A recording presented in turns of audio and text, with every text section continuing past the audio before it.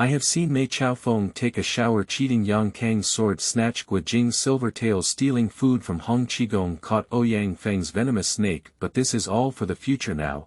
What should I do if I encounter Huang Laoxie? Keywords of the novel. Encountering the Peach Blossom Island owner at the beginning with no pop-ups, encountering the Peach Blossom Island owner at the beginning with full text download, encountering the Peach Blossom Island owner at the beginning with the latest chapter reading. Chapter 1. The Little Understand the Rules. You are listening at novelfull.audio. Chapter 1. The little understand the rules. The sun shines in the sky, and the flowers smile at me. The sun is shining in the sky, and the flowers are smiling at me. Hey, what's the next sentence? Forget it, don't worry about him. I don't know what's going on with the young master's mind, he always comes up with some inexplicable things. A child, or rather a little beggar, bounced and stirred up the dust on the lush ground, looking very happy. The little beggar is not tall, with a thin and small body. His small face is smeared with stove ash or mud, and he can no longer see his original appearance. But his eyes were very big. Look at them, turn around in a daze, and at first glance, he was a clever and extraordinary kid. He was wearing a long shirt that he felt from somewhere, which was a bit too big for him to wear. He could only weave his pants legs and roll up his sleeves. However, even so, it cannot hold up this garment. There is a black cloth strap tied around the waist, with a long bamboo stick hanging from the strap.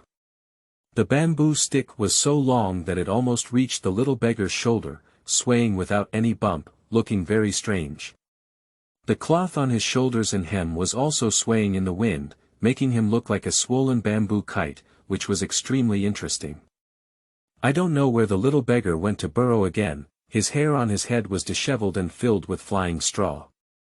Hair is tied into a bundle of ponytails with a straw rope, bouncing and swaying in the wind, giving off a sense of elegance. The little beggar was carrying a black cloth bag on his back. The bag was very big, almost half the size of his body on one side. He didn't know what was inside the bag, it moved and moved. Oh. It turned out to be a chicken inside, struggling while chirping, clearly an unwilling struggle made by knowing its own fate. Bang! The little beggar pulled out the emerald green bamboo stick hanging by his belt, and shook his left wrist. The stick, which was about the length of his shoulder, was actually played a trick. Whoosh! Bang bang! A green shadow flickered past, and I don't know what the little beggar was using. The bamboo stick was actually pulled back and landed on the chicken head in the bag with 2 accurate strokes. At this moment, the chicken showed no resistance and remained motionless. I'll fight and fight. Hee hee. Give me another woe. Give me another shout. Even if you scream and break your throat today, you'll have to turn into a flower chicken. Haha. I'm really a perfect match for flower chicken. The little beggar, with a proud expression on his face, inserted the bamboo stick into his belt with his back hand, raised his left hand and right hand, shrugged his shoulders, and pulled the cloth bag up and down, bouncing along the mountain path to continue towards his destination. Little girl, little boy, carrying a backpack to school. No, I'm a little beggar. Little beggar, carrying a cloth bag. I can't sing anymore. Forget it. Little girl, little boy, carrying a backpack to school. Bouncing and humming along the way, singing unknown little songs, the little beggar arrived at his destination. A dilapidated mountain temple caught the eye. I saw thatch growing all around, spreading one by one on the damaged and collapsed courtyard walls. The gate of the courtyard is long gone, only the half-black plaque with unclear words hanging on it. When he arrived, the little beggar put away his mischievous appearance instead. His pitch-black face showed a serious expression, and his dark and divine eyes no longer moved. Carefully put down the cloth bag on your body, slow down your breathing, and tiptoe to the edge of the courtyard wall. Raise your ears, lie on top, and listen attentively. After a while, the little beggar relaxed and returned to his playful demeanor. Ha! Fortunately, there was no one inside, otherwise the young master would have caught a fat chicken. Without the treasure, it would be really difficult to take care of. Laughing and jokingly, he grabbed the cloth bag and bounced back and forth into the temple. The mountain temple is very dilapidated, with 4 thick black pillars standing in the middle. The pillars are covered in spider webs along the window edges. A lonely mountain god from an unknown sect stood in the middle, but unfortunately, it was also burnt black. Ha! The young master is back. The laughter of the little beggar instantly filled this dilapidated temple with popularity. He ran straight to the back of the mountain deity statue, skillfully patting this and that, only to hear a click. A black hole appeared in the middle of the originally integrated stone at the base of the deity statue. This small hole is not big, but it's just right to drill in like a little beggar. With his small body lying down and his buttocks sticking out at the opening, he skillfully groped inside with both hands. In no time, a pile of bottles and jars were pulled out, along with a tattered black blanket. Ha! The young master is really smart. He knows that there are usually secret rooms in this temple to hide treasures. Indeed, he has found this place. Now, the young master's treasure is not afraid of being stolen again. As he spoke, he smugly wiped his nose with his thumb. Hee, what was portrayed on TV is indeed true. The ancients never deceived me. Hey! Wait, what is TV? The little beggar's face was wrinkled, obviously unable to understand the meaning of his words, and he was a bit troubled. But children, troubles come and go quickly. Mind him. The world is vast, the biggest eater. Hee, big fat chicken. Here comes the young master. Poochie poochie. The sound of firewood burning echoed in the quiet dilapidated temple. The little beggar lay on the ground, pouting his buttocks, propping his arms on the ground, and holding his pitch-black face with both hands. He stared intently at a lump of mud in the firewood, and his mouth was still muttering. Fatty chicken, fast and fast. The young master has prepared salt and soy sauce for you. Such treatment is not even enjoyed by the emperor, and you also deserve to die. Quick and fast, when cooked, it will enter the emperor's stomach. He muttered in his small mouth, still dripping with saliva, obviously extremely greedy. Suddenly, with a clang, the dilapidated temple gate, which was already overwhelmed, fell directly to the ground. The little beggar's eyelids twitched and he let out a bad cry. He turned around and faced the courtyard door, with his hands on the ground and his head pressed against it. His small body arched into a ball, trembling with fear. Oh! You little child, why are you doing this big gift? A refined and cold voice sounded, with a hint of doubt and a hint of smile in the tone. Upon hearing the sound, the little beggar's body shrank back. Great hero! Great hero! Don't worry, the little one understands the rules, the little one understands the rules. Even. You understand the rules. What rules are there? Dasha, don't worry, I understand the rules.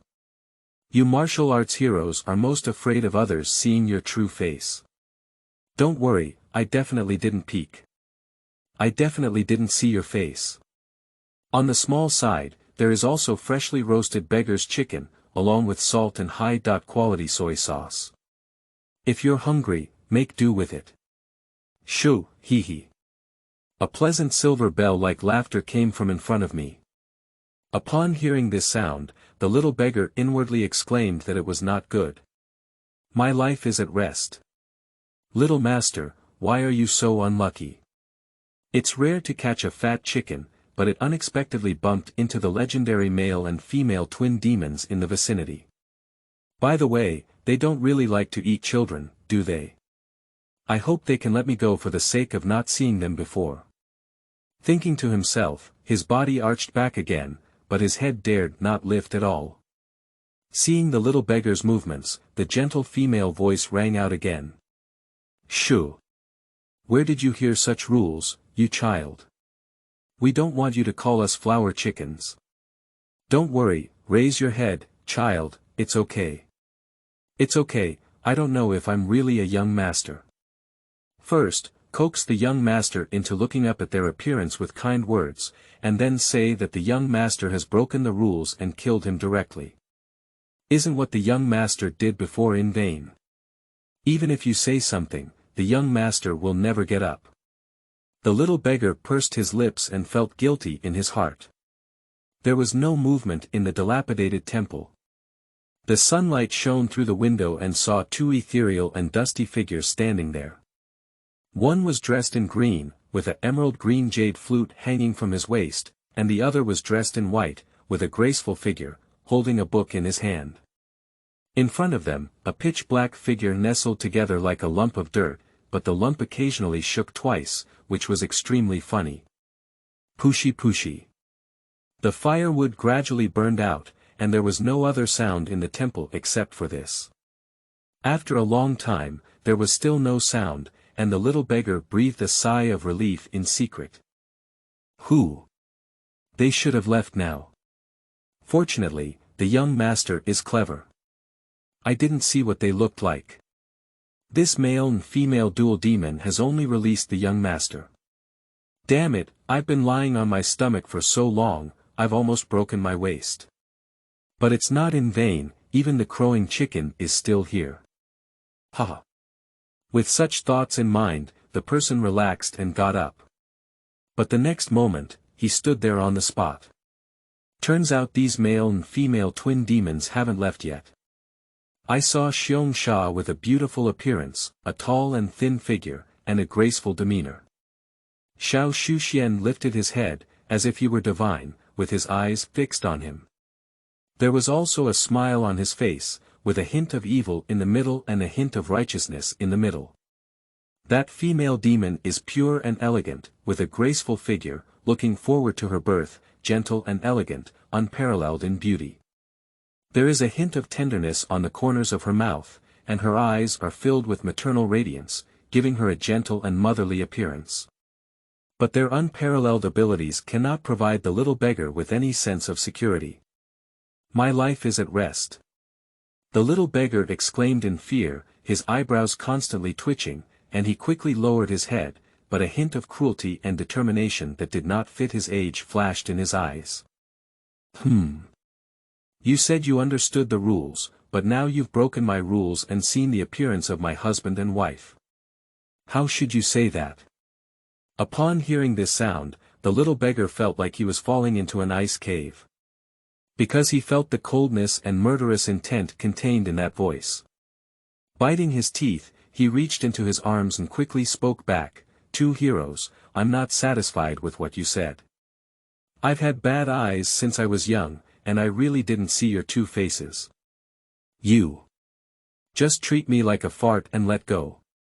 Even. Is what you said true?" The sound of the female demon still sounded so pleasant, but the coldness in it made people shudder. It's really true. It's absolutely true. I don't believe the two heroes can check and verify. The little one has no lies at all. As he spoke, he knocked his little head up like pounding garlic. So. Look. The voice of the female demon rang out. Then let's take a look. Xiong Sha replied lightly. On the other hand, the little beggar continued to kowtow his head, but his hidden gaze became increasingly fierce. Whether or not we can escape depends on this one. Damn it. If the young master is fortunate enough to escape this time, he will listen to the old beggar's words and join the beggar's sect, learn martial arts well. Once I master my martial arts, I will make sure that you, both male and female, are beautiful. Let you know what it means for the villain to die from talking too much. The sound of footsteps sounded softly, and the little beggar's heart became even more nervous. His ears trembled and he estimated the distance between the three of them in his heart. The three of them were not far apart, but in a moment, they had already arrived in front of the little beggar. Little child, raise your head. Feeling the fierce aura in the words, the little beggar's heart became increasingly nervous, but his mind became even more calm. Great hero. If you don't believe me, look. There was a respectful tone and a pleasing expression on the face, but the coldness in those eyes grew stronger. The two slowly lowered their heads. Right now. The little beggar shouted in his heart. With hands clasped together, the left and right hands in their arms instantly drew out, and a towering white powder surged up. Seizing this opportunity, the little beggar stepped back, extended his forearm, and straightened his body, jumping out of the gap between the two. I saw his footsteps mysterious, wind blowing under his feet, and there seemed to be a dreamy feeling between his figures. In an instant, several figures drifted out, and he had already arrived at the entrance of the courtyard.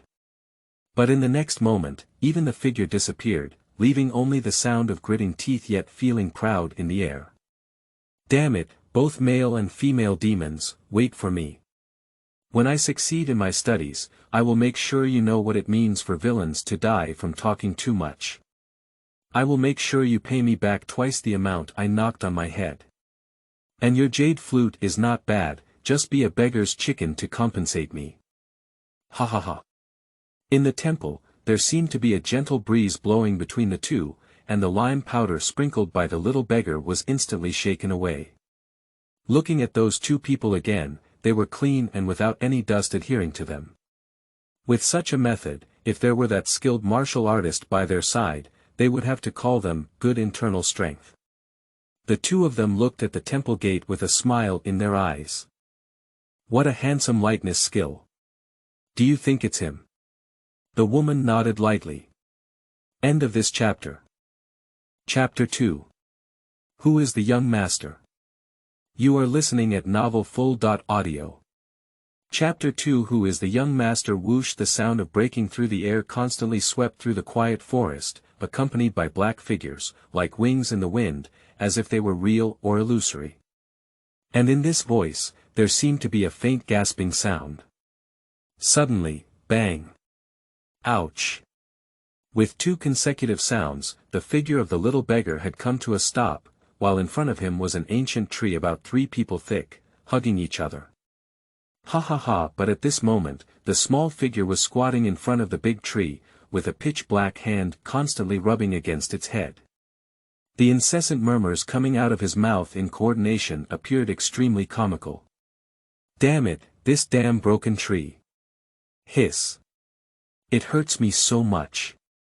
As he spoke, he rubbed his forehead and let go of his hand. Looking at his small head again, there was already a swelling on his left forehead. Damn it. Damn the tree. And that damn male and female twin demons. Little master's head. And the old man too. This breaking lightness skill is so difficult. Even if the young master is extremely talented, he should teach it for a few more days.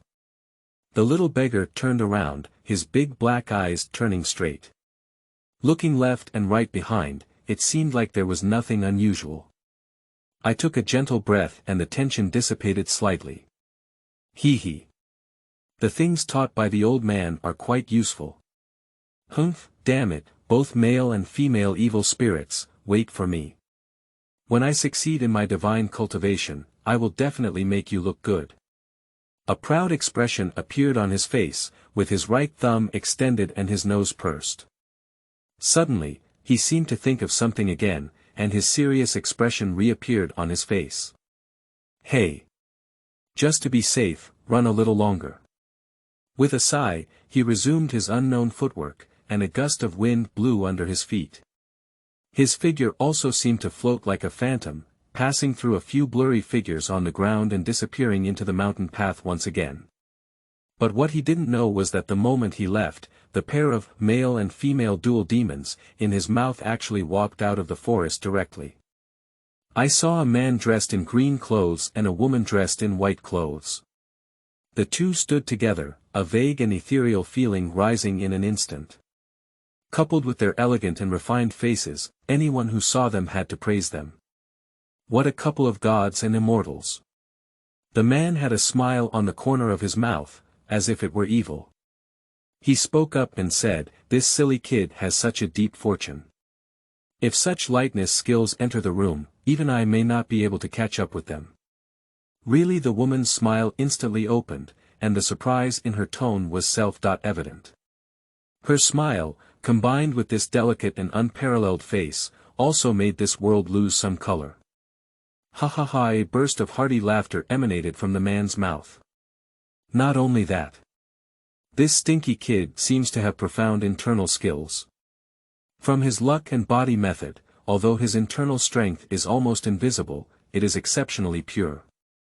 Moreover, his method of sprinkling lime is really. I'm even more interested in his recent experiences now. Ha ha ha. Upon hearing the man's words, the smile on the woman's face grew even more vibrant, and she couldn't help but applaud with both hands. However, as if thinking of something, the woman raised her eyebrows and snorted lightly at the man. "Brother Yao, let's talk about it. No matter where this stinky guy got his divine skills secret script from, if he doesn't want to give it to you, you can't use any means." Upon hearing this, the man raised his eyebrows and let out a cold snort, with a hint of anger mixed in his tone. "Humph. I, Master Huang Laoxie, have a profound understanding of Eastern evil, with knowledge in astronomy and geography, as well as the 5 elements and 8 trigrams, qi men dun jia, qin, chess, calligraphy and painting, as well as agricultural and water conservancy, economic and military strategies, all of which I am proficient in. How could I covet a child's secret script? Even the best divine skill I have." Before he could finish speaking, he saw the smug expression on the face of the woman next to him. Seeing her slowly drawing something in Huang Laoxie's thick palm with a flawless white finger, he could no longer speak. Huang Laoxie's face seemed to flash with a blush, but it disappeared instantly, making people wonder if he had blinked. "Let's go. Sister Heng, let's see what other tricks that stinky kid has." The topic turned very stiff, and Huang Laoxie reached out to grab his slender waist, which was hard to grip, and walked forward step by step. And in a place he didn't see, the Heng sister suddenly made a face, with a look similar to that of the stinky little beggar between her eyebrows and eyes. Hee hee. Both male and female demons. It's really fun. A silver bell-like laughter drifted through the forest, and the rising figures of the two seemed to suddenly pause and then move at a faster speed. On this side, the little beggar who is desperately running away clearly doesn't know what a terrifying figure the male and female twin demons he is talking about. Huang Laoxie, residing on Taohua Island, is one of the 5 wonders of the world. During the first Huashan swordsmanship debate, he was unfortunately defeated by Wang Chongyang, the founder of the Quanzhen sect's true person Chongyang. He was known as the Eastern Evil by the world because he had 7 parts of evil in the center and 3 parts of righteousness in the evil. He acted wickedly and had a strange temper. And Feng Heng is his wife. Being able to match such a person so well is naturally a woman of exceptional intelligence, unlike ordinary people. Speaking of which, the little beggar put in a lot of effort to suckle. The black figures were moving faster and faster, but the gasping and gasping sounds mixed in the air were also becoming more and more thick. Bang! Ouch! I saw the little beggar with his hands and legs wide open, placing a big character on the ground, and in front of him was a big tree. Ha ha ha! This time, the little beggar changed his right hand and constantly rubbed it between his forehead, wrinkling his pitch-black face into a ball. Suddenly, he rolled to the side, stood up, and quickly ran to the edge of the tree. He supported the big tree with his left hand and clenched his fist with his right hand, constantly pounding his chest. Nauseous. Nauseous. It can be seen from his small lips, which have turned from red to pale, that his condition is very poor. While pounding on this chest, I was retching. Not far away, Feng Heng and Huang Laoxie stood shoulder to shoulder. Feng Heng looked at the slender figure, her eyebrows furrowed slightly, and her face looked distressed. Xing Yuan's big eyes gave Huang Laoxie a white eye. And next to him, he seemed a bit embarrassed and raised his eyebrows abnormally. Seeing his expression, Feng Heng wrinkled his Qiong nose and let go of the hand that was blocking Huang Laoxie's waist. With this movement, it seemed as if one could hear someone breathing in their heart. Oh! Ah! The little beggar threw himself on the ground and placed the word "big" again. From his slightly twitched face, it was evident that his mouth was muttering something softly. Ah! This damn tree! And that damn male and female twin demons! This time, I ruined half of my life. Humph! I swear, I will practice martial arts well after this time, and when I become the #1 in the world, I will definitely saw these 2 broken trees. I also want that male and female twin demons to return all the heads that I knocked on. As he spoke, he kept his arm resting on his own eyes. Looking at his tired expression, it was obvious that his small body could no longer support him and slowly fell asleep. When he fell asleep, he seemed to hear someone shouting in his ear. Brother Yao, Brother Yao! The little beggar felt that this was the most comfortable sleep he had ever had since birth. When sleeping, there seems to be a stream of heat flowing between his body, making his whole body tingling and making him feel comfortable with constant humming. My body was very dry and pleasant, as if all the dirt and dust I had been exposed to before had disappeared. And the mattress under my body is very thick, the bed is also very comfortable, like sleeping in the clouds, and the quilt on my body is exceptionally warm and soft. Wait. Mattress. Bed. And blanket. The little beggar felt something was wrong and stood up straight in an instant. But I found out that I was actually sleeping in bed, with a warm blanket covering my body. As if he couldn't believe it, he rubbed his eyes hard with both hands and found that everything in front of him hadn't disappeared. I touched my chest again and found myself wearing a very suitable small outfit. The fabric is silky and feels exceptionally comfortable when pressed against the body. Hee hee, it seems like something came to mind, little beggar. Oh. You can't call yourself a little beggar now. I saw that all the dirt and dust on his face had disappeared, and a pretty and lovely little face with a white and red tint had already appeared. Coupled with those bright and lively eyes, and a pair of eyebrows resembling flying swords, he could be called a handsome young master. However, at this moment, his silly smile on his face, saliva flowing from his red mouth, and the large black and purple lump on his forehead, which appeared to be painted with something, completely destroyed the image of this good face belt. The little beggar doesn't know what beautiful daydream he's having, but the people next to him can't bear to watch it. A green hand opened, and the flawless white jade finger kept shaking in front of him, but it directly interrupted his beautiful dream. Ah! The young master's beautiful dream. A mournful cry came from the little beggar's mouth. Suddenly, he felt a warm sensation coming from his ears, and then a perfect hand twisted hard. Ouch! Young master's ears. Who the hell pinched young master's ears? Upon hearing this voice, Feng Heng's gentle and pretty face became even more angry. And with her anger, the strength in her hands was also greater. She vigorously lifted her hand up, then gathered her pure white arm over her head, twisted her wrist and arm together, and began to draw circles on the bed. Ouch! Ouch! Ears! Ears! They're about to be twisted off. Shouting loudly, the little beggar also stood up from the bed, following the movements of the palm beside his ear and turning his body. Seeing this playful scene, Huang Laoxie's lips also curved with a warm smile. At this moment, the evil energy on his body completely disappeared, full of tenderness and love. Feng Heng obviously also felt very interesting, and he carried his ears around a few times. The angry expression on his face also disappeared, transforming into endless warmth and kindness. With her expression, the movements on her hands became increasingly gentle. With a thud, the little beggar landed on the bed. I saw his small body lying on the ground, his buttocks sticking high, his cute little face wrinkled into a ball, and one hand constantly rubbing between his bright red little ears. While kneading and accompanied by the sound of sizzling, he looked as if he had been caught by his mother for making a mistake, extremely cute. A silver bell-like voice fell into the little beggar's ear, with a gentle and smiling tone in his voice. Speak up. Who is the young master? And who are you, young master? Accompanied by this sound was Huang Laoxie's hearty laughter. Adhering to the principle that heroes do not suffer immediate losses, a pleasing tone appeared in the voice of the little beggar. He. You're the young master.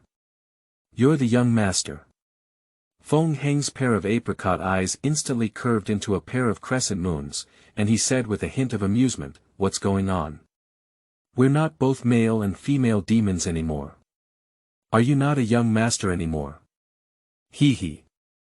You're the young master. You're the young master. Feng Heng chuckled as if he had heard the pleasing and shy tone in his tone. What kind of young master? Stinky kid. I'm your aunt. Hey, Auntie.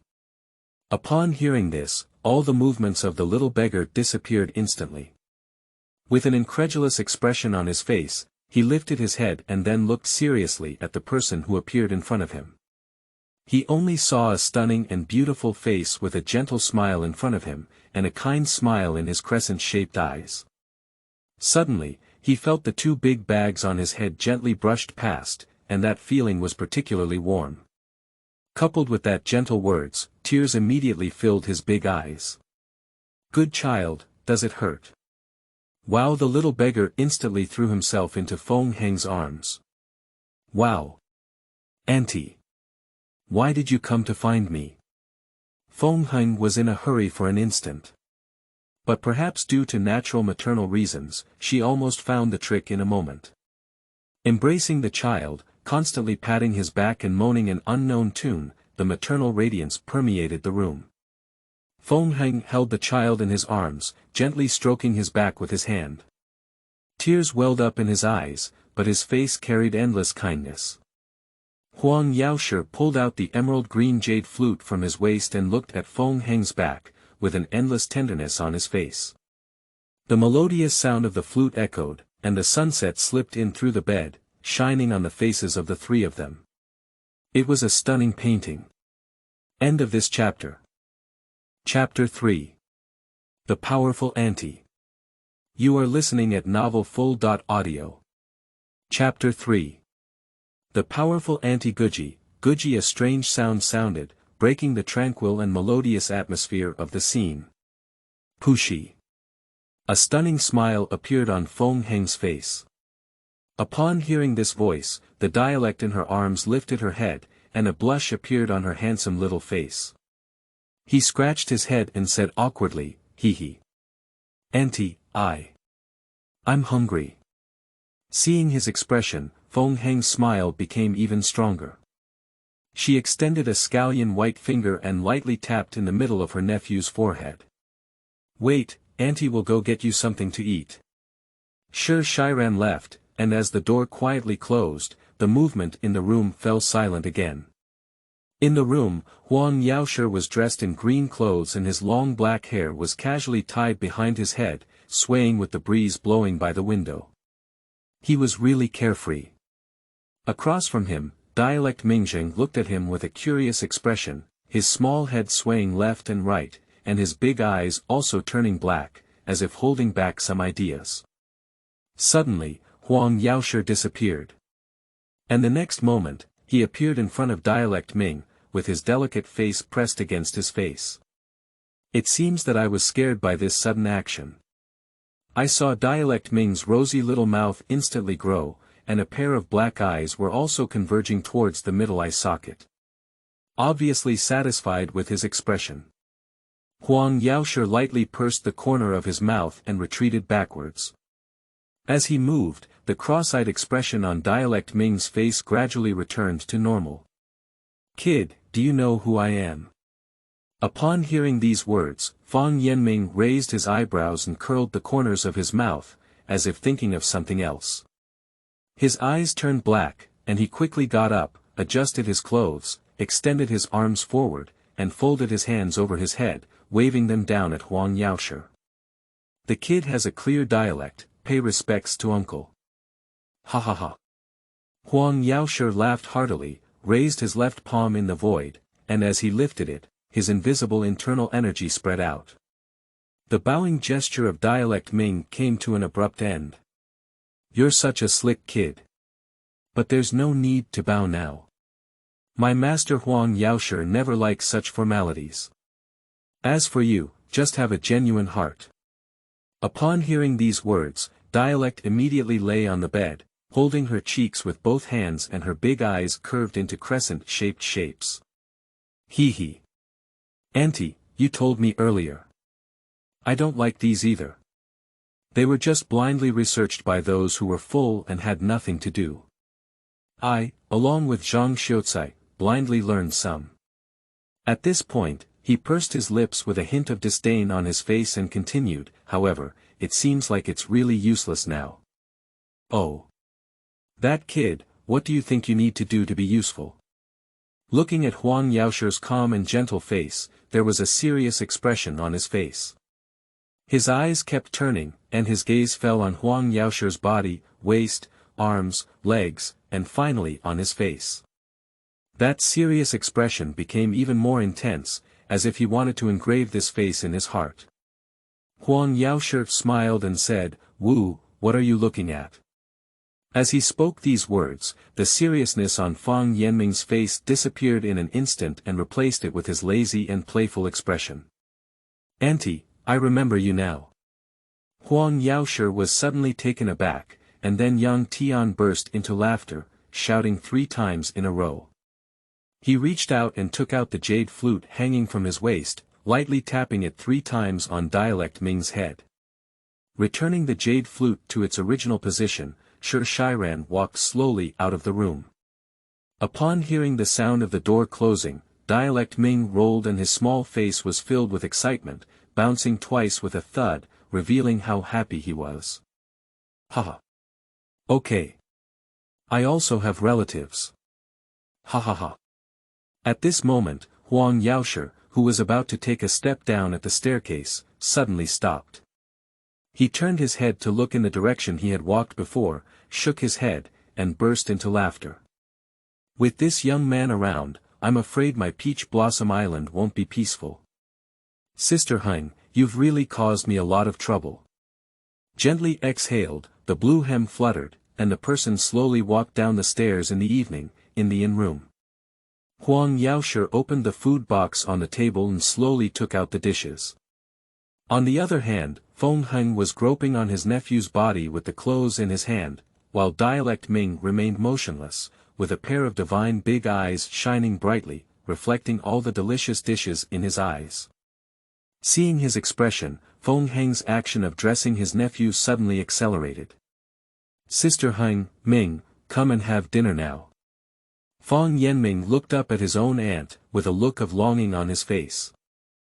Feng Heng smiled lightly and patted the back of his head with his palm. Dang dang dang. Feng Yanming's movements were extremely fast, and a silhouette swept through the air, almost appearing in front of the table in an instant. Standing steadily on the stool that was almost half his height, his white and tender hands still held a piece of shiny red duck meat, ready to be stuffed into his mouth. "Stop it." I only heard a soft reprimand coming from behind. Dialect Ming seemed as if someone had tapped his acupoints, and his body remained motionless. Next to him, Huang Laoxie's eyebrows also twitched. Looking at Feng Heng again, his delicate and beautiful face was already full of anger. I saw her pinching her waist with her left hand and extending a tender white finger with her right hand, pointing at Dialect Ming. The child grinned at the corner of his mouth and quickly stuffed the duck meat into his mouth, chewed it hard twice, swallowed the duck meat into his stomach, and then in the blink of an eye, a pitiful expression appeared, turning back. "Auntie. I'm so hungry." A naive and pitiful expression, with words full of coquettishness. Seeing his appearance, Feng Heng's angry expression disappeared instantly. She picked up the small shoes by the bed, gently squatted beside her nephew, supported his small body, and put the shoes on his feet. Standing up straight, he reached out his jade hand and rubbed the small head of Dialect Ming. He gently said, "All right, tomorrow, eat." Upon hearing his aunt speak, Fang Yanming kicked his calf on the crossbar of the stool and then jumped onto it. With one arm supporting the table, the small body stretched forward, and the other hand reached straight towards the plate of crystal-clear duck meat in the middle of the table. Pop! Ouch! Fang Yanming's small face turned bitter, and the hand that reached out to the dish was instantly retracted. Feng Heng's angry expression rose again, and his big almond-round eyes glared fiercely at his nephew. Then he lowered him from the chair and sat him in a proper posture. No rules. Stand in a standing position, sit in a sitting position. Also, if you want to eat something, use chopsticks instead of grabbing with your hands. Do you hear me? Yes, Auntie. The dialect was spoken clearly, with a cute expression on its face. He raised his arms above his head, his hands slightly curved, and the backs of his hands merged in the middle of his small head. This appearance instantly made Feng Heng laugh. Chingsong's jade fingers moved slightly, pinching his cute little face and gently saying, "That's the strange look you learned. Eat it quickly. If you can't find anything you want to eat, tell Auntie. Hee, this is a heart, Auntie, have fun. I also forget where I learned it from." Speaking, he shook his small body twice. Feng Heng's smile widened as she gently picked up the bamboo chopsticks in front of her and asked gently, "What do you want to eat?" "That. I just ate a piece, what's that?" "It's so delicious. That's roast duck. Speaking of which, this thing is also a masterpiece of my Song dynasty. It's specially made by your uncle for you. How about it? It's delicious." Dialect Ming picked up the duck legs from the bowl in front of him with his small bamboo chopsticks and stuffed them into his mouth. Her small face was bulging and her big eyes were curved into crescents, indicating that she was extremely happy. Seeing his nephew like this, Feng Heng reached out and picked up a large piece of duck meat. Cough! Upon hearing this sound, their eyes instantly converged on Huang Laoxie sitting across from them. I saw Huang Laoxie patting his chest with one hand and covering his mouth with the other, constantly coughing. Seeing his appearance, Dialect Ming instantly became nervous. Swallowing the duck leg meat in his mouth, he asked with concern, "Uncle, what's wrong with you? Are you feeling unwell? Do you want to see a doctor?" Feng Heng put the meat slices from his chopsticks into a small bowl with a clear dialect, and glanced at his husband in frustration. Suddenly, she seemed to think of something again, and the corners of her mouth curved. "It's okay, tomorrow. Auntie told you, Auntie is a miraculous doctor, so amazing. Do you want to see Auntie cure your uncle in one go?" Upon hearing these words, Dialect Ming even stopped eating and leaned forward, swaying his little hands around his aunt's sleeve, with a curious and eager expression on his face. Feng Heng also doesn't show off. She reached out to open her chopsticks again, picked up a crystal-clear piece of duck meat, and gently placed it into Huang Laoxie's bowl. Huang Laoxie's cough suddenly came to an end. Little head swayed left and right, his gaze constantly moving back and forth between aunt and uncle. Fang Yanming had an incredulous expression on his face. Feng Heng reached out his hand and gently pinched his nephew's cute little face. With a proud expression, he asked, "How's it going?" "Aunt is amazing. She cured your uncle's illness in an instant." As he spoke, he picked up a chopstick of food and stuffed it into Dialect Ming's mouth. I saw the little child nodded with a wooden expression. Compared to his own aunt's methods, the delicious dishes on this table had lost their taste, and he even forgot to chew the food in his mouth. Seeing his nephew's appearance, Feng Heng burst out laughing. Looking at Huang Laoxie again, he also had a smiling expression. Fang Yanming suddenly reacted and a mournful cry came from the room. "Ah! Auntie, you lied to the child. Ha ha ha." The laughter in the room is even louder. It's night, with a bright full moon. The cold moonlight splashed down from the sky and landed on the figure on the roof of the inn. Huang Laoxie and Feng Heng snuggled together. "Brother Yao, I finally found him. I finally found him. I thought that the flood had not passed, and I had no family in this world anymore. With tears in his eyes, Feng Heng's body twitched occasionally. Huang Laoxie lifted his hand around his slender waist and gently patted his wife. Sister Heng, once we find it, it's good. Let's wander for a while longer and bring this child back to Peach Blossom Island. With this child's talent and martial arts, and with proper training, we will surely become famous in the martial arts world in the future. Upon hearing these words, Feng Heng withdrew his body from Huang Laoxie's embrace. Practicing martial arts is possible. However, we need to agree first. I have to take care of this child's daily education and discipline. A hint of anger flashed on Huang Laoxie's face. Joke. I'm a master of Eastern evil and Huang Laoxie. How could I not train a slippery child well? Don't even think about it. Think about how good children Lingfeng, Xianfeng, Chaofeng, Qingfeng, and Mafeng are. They all learn from you. Learning from you one by one is deviant from tradition and disregards the rules of the world. I can't leave anything to you tomorrow. I must teach myself and turn my family Ming'er into a graceful young master with both civil and military skills. Feng Heng remained steadfast and extended his hand to Huang Laoxie's waist while speaking. Seeing this, Huang Laoxie also quickly compromised. It's all up to you. It's all up to you. It's all up to your mother's wishes. Feng Heng showed a smiling face and then plunged her body into the arms of her husband. It's late at night, madam, let's rest. Okay. The two of them returned to their room, lit candles, and Feng Heng touched the bedding piled up in the bed. Auntie. Haha. I saw Dialect Ming suddenly emerge from behind the bedding and make a face at Feng Heng. Feng Heng was first startled, then became furious and used a unique skill that taught him without a teacher. Ouch. Ears. It hurts. It's going to fall off. Auntie, I was wrong. I saw Fang Yanming being grabbed by Feng Heng's ear, kicked off the bed, and then dragged him straight outside the house. Uncle. Uncle, help me. Fang Yanming tried to lift both feet, and his small body continued to jump up and down, following Feng Heng's movements. And he had a pitiful expression on his face, begging for help from his uncle who was watching jokes not far away. Uncle. Uncle, help me. As he spoke, he flapped his arms weakly.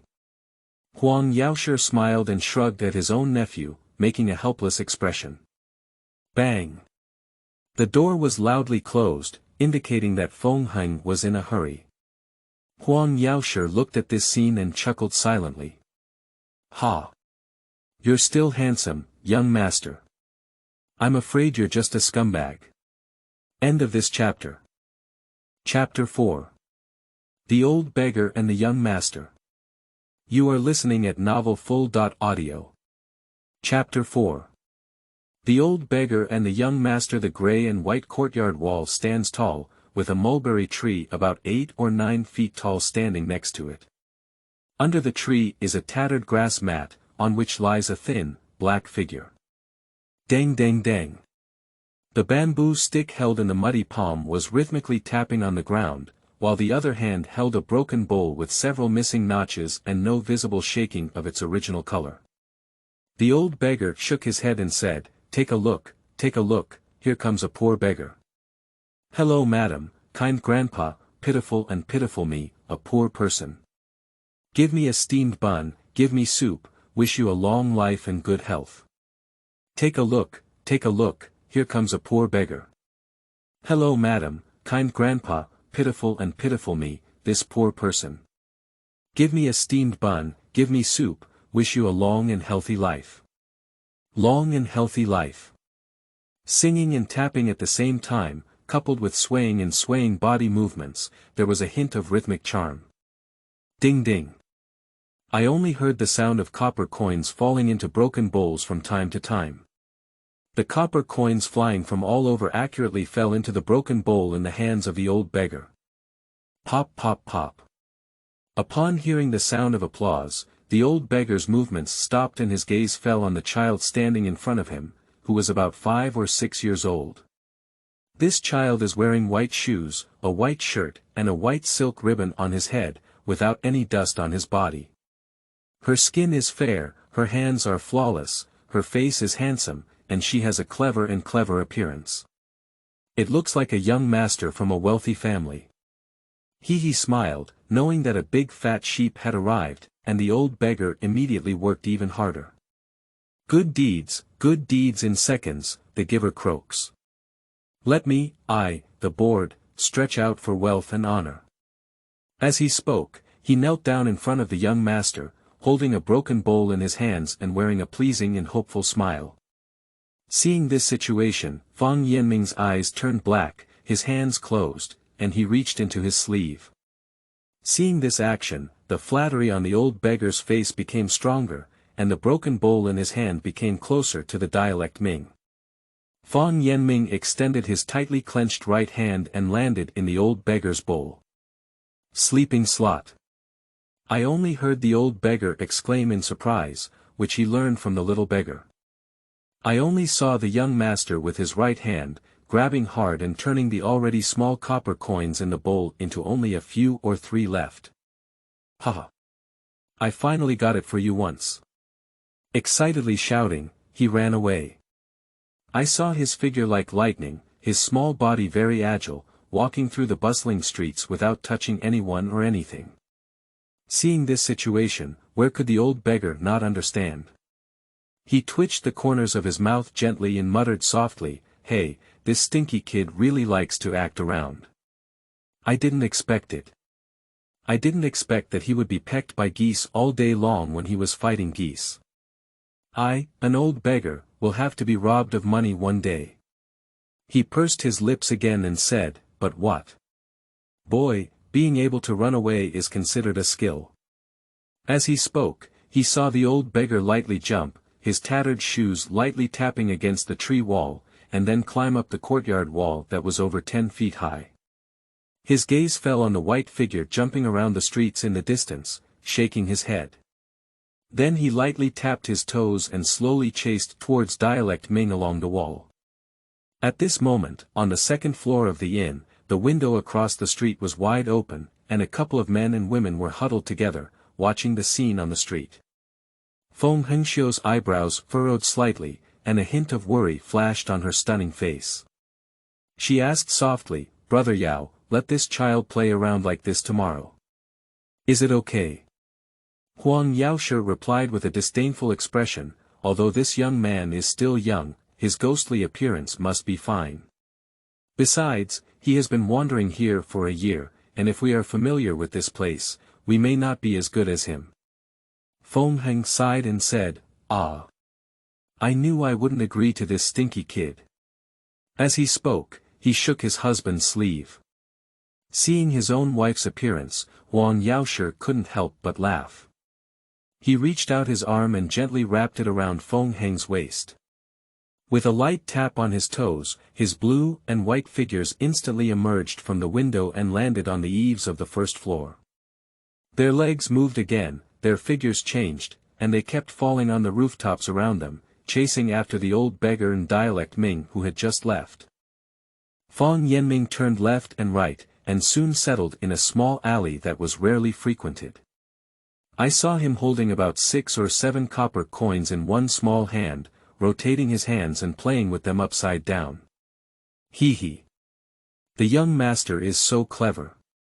In this outfit, he has washed his face clean again.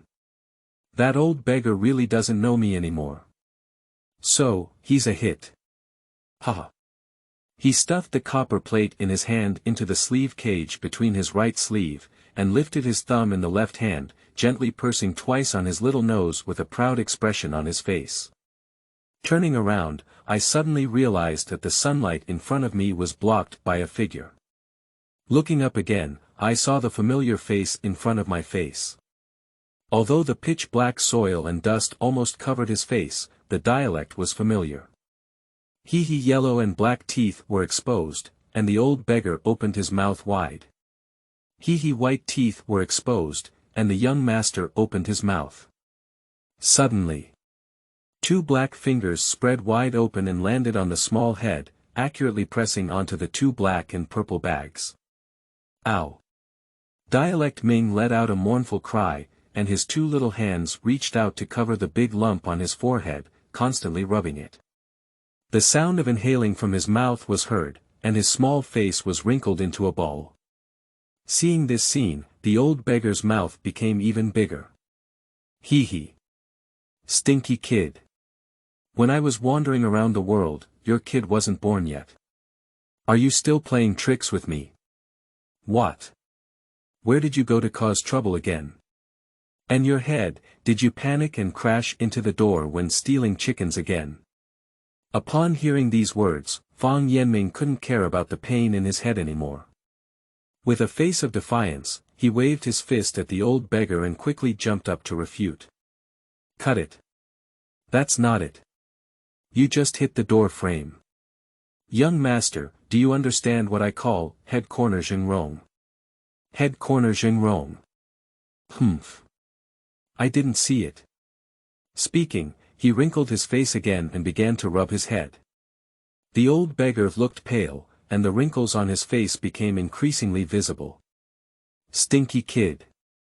Don't even talk about it, do you have such a towering appearance? I've never seen Lao Jiao Hua before. Haha. Humph! Dialect Ming put down 2 pitch black little hands and made a look of anger, turning his little head. Hee hee. The old beggar is even happier. He extended his rough, pitch-black hand and pinched it towards the handsome little face. Dialect clearly dodged left and right, but in the end, both hands directly pinched both sides of the face. Hee hee, stinky kid. It seems like we didn't have this fate. The old beggar's smile seemed to be tinged with a hint of sadness, and he sighed lightly before continuing, since we have found our loved ones, let's stay together well. Also, you stinky kid, this playful behavior needs to be taken care of, don't make people unhappy and drive you out again. The sadness in the words grew stronger, but seeing the child in front of him with a bewildered expression, he changed to a kind smile. Rubbing Dialect Ming's face hard again. Rubbing his fair little face gray and black before letting him go. Oh my! You're laughing so hard. It's so strange to be a guest again. The old beggar let go of his hands and turned around gracefully. The gray-yellow bamboo stick in his right hand lightly tapped on the ground, and the broken bowl in his left hand shook in the air. The sound of copper coins hitting each other was clear and crisp. Coughing and clearing his throat, his spirited voice began to echo on the street. Take a look, here comes a poor beggar. Hello madam, kind grandpa, pitiful and pitiful me, this poor person. Give me a steamed bun, give me soup, wish you such a long life and good health. Good deeds in seconds, the giver croaks. Let me, I, the bored, stretch out for wealth and honor. Seeing the thin and frail figure of the old beggar, Dialect Ming suddenly felt a sourness in his nose. He ran a few steps forward with great effort and shouted to the old beggar, old man. You can live a few more years. Don't let the young master come back and not find you. The back of the old beggar paused with the sound. I saw him raise his bamboo stick in his hand, wave it gracefully towards his back, and then leave the street with the rhythm in his mouth, his figure never seen again. Fang Yanming's gaze followed to the street corner, vigorously patting his feet until the figure disappeared. He opened his right hand to look, then clenched his right fist tightly. Suddenly, he squatted down, hugging his legs with both hands, and tried to shrink his small body into a ball, never moving again on the rooftop of the street corner. Feng Heng struggled to hook his body and looked at the white figure that had shrunk into a ball, with a worried expression on his face. Turning around, I saw my husband's calm and indifferent demeanor, and for a moment, he didn't get angry. He gently kicked Huang Laoxie's boots with his little foot, then gave him a cold eye, pouted his lips, twisted his head, and started to feel suffocated. Huang Laoxie smiled kindly, his slender fingers gently brushing around his waist. The emerald green jade flute was gently placed on his lips, and his fingers pressed against the hole, slowly playing. The melodious sound of the flute sways, leaving people with a distant and tranquil mind, and reminding them of an unknown meaning. That's called farewell. I don't know how long it has been. Huang Laoxie sat on the top and played the jade flute, while Feng Heng's head gently leaned against his shoulder. In the alley, Dialect Ming raised his head and straightened his body, but his current appearance was very ridiculous. Originally, his fair face was covered in black dust, and the two big bumps on his head were even more pronounced. He was indeed a person with towering horns. The spotless white clothes were also smeared in a mess. Two pitch-black five-palm prints were printed on the lower garment, and half a black face and two black dots were smeared on the chest. With a twitch of his dark eyes, he regained his playful demeanor. I saw him pinch his waist with both hands, leaving 10 pitch-black finger marks on his waist. Looking up, he shouted to the roof, "Auntie! Auntie! I'm hungry." Before he could finish speaking, two figures, one blue and one white, fell in front of him. Hee. "Auntie, Auntie! I'm hungry, let's go back quickly." Speaking, he reached out his hand to pull his own aunt. However, his movements were stopped by Feng Heng's round almond eyes. He put down both hands, his fingers entwined around the corners of his clothes, his lips pouted high, and his pitch-black face showed a pitiful expression, which looked extremely pitiful. Upon seeing this, Feng Heng's angry expression instantly disappeared. I saw her lovingly pull over her nephew's small body, take out a handkerchief from her arms, and gently wipe it on his hand and face. After wiping it off, she gently brushed the messy hair in front of her forehead and whispered softly, "You're hungry. Let's go, Auntie, take you to taste the snacks on the street." The fair big hand held the wiped small hand, and the two slowly walked forward. Seeing this situation, Huang Laoxie smiled bitterly and shook his head, slowly following behind. Fan Yanming's little head suddenly turned around, his right hand pressed under his right eye, and he gently pulled it down. With a flick of his tongue, he made a funny face at his own aunt. End of this chapter. Chapter 5. The Little Bustard and the Old Constable. You are listening at novelfull.audio. Chapter 5. The Little Bustard and the Old Constable. The town is bustling, with tomatoes on sticks, wonton, sugar figurine, bad, and various snack stalls in row. There are also acrobatics, performing arts, monkey dancing, and stage performances, with various styles arranged in a staggered manner, making it extremely fun. Perhaps different identities can make people feel different. When I was a little beggar, I ate every meal without stopping, and my mind was full of only chewed grains. Fan Yanming only felt that he was so out of place in this bustling area. And now, as a young master, he naturally has no previous troubles, and his whole body has integrated into this lively and bustling atmosphere.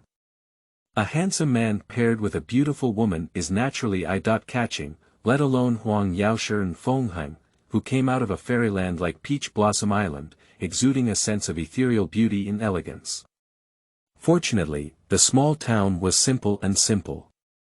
Although everyone couldn't help but take a few more glances, the clear and stunning look in their eyes didn't annoy the two of them.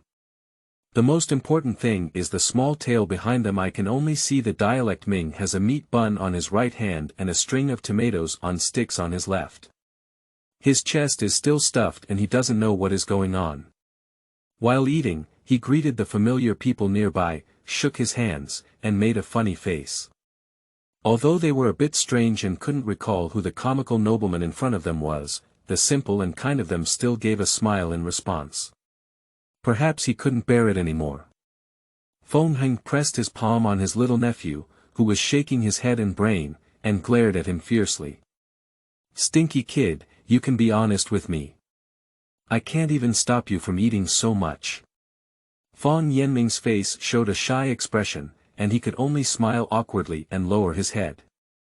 However, in places that Feng Heng couldn't see, a hint of cunning flashed through his dark eyes. Slowly passing by, I saw a magnificent 3-story flower tower standing in front of me.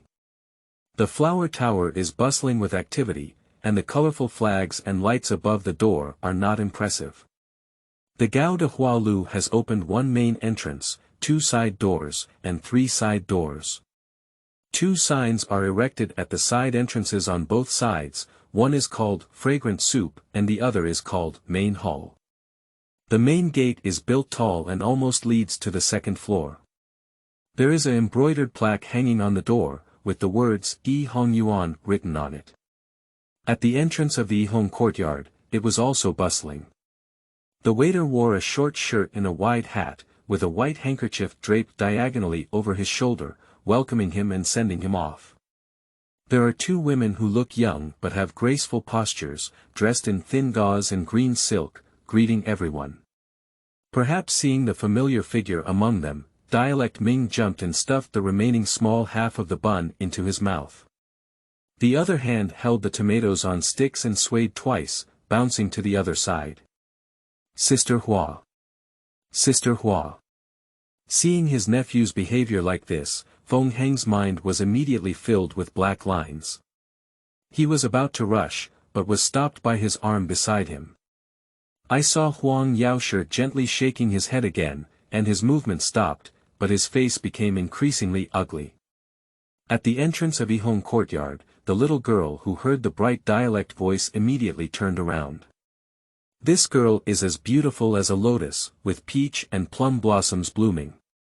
Her eyebrows, eyes, mouth, and nose are both elegant, and she looks about 16 or 17 years old. Wearing a white gauze skirt, she looked very cool.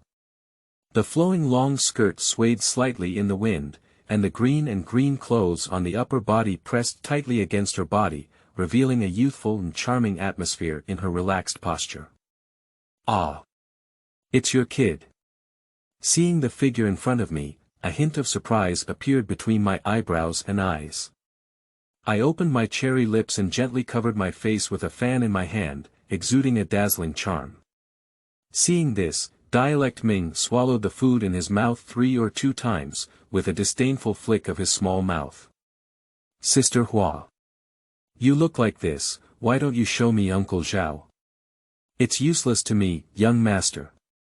Hee hee. Gently put down the fan, and Sister Hua trembled with laughter. Little devil, you're not very old, but you know quite a bit. By the way. As she was speaking, Sister Hua's beautiful eyes turned and she walked lightly to the front of the dialect, then grabbed it with her right hand and landed it on his ear. Ouch! It hurts so much. Ears. I lifted it up with all my might, and my little body bounced around randomly. Hee hee hee.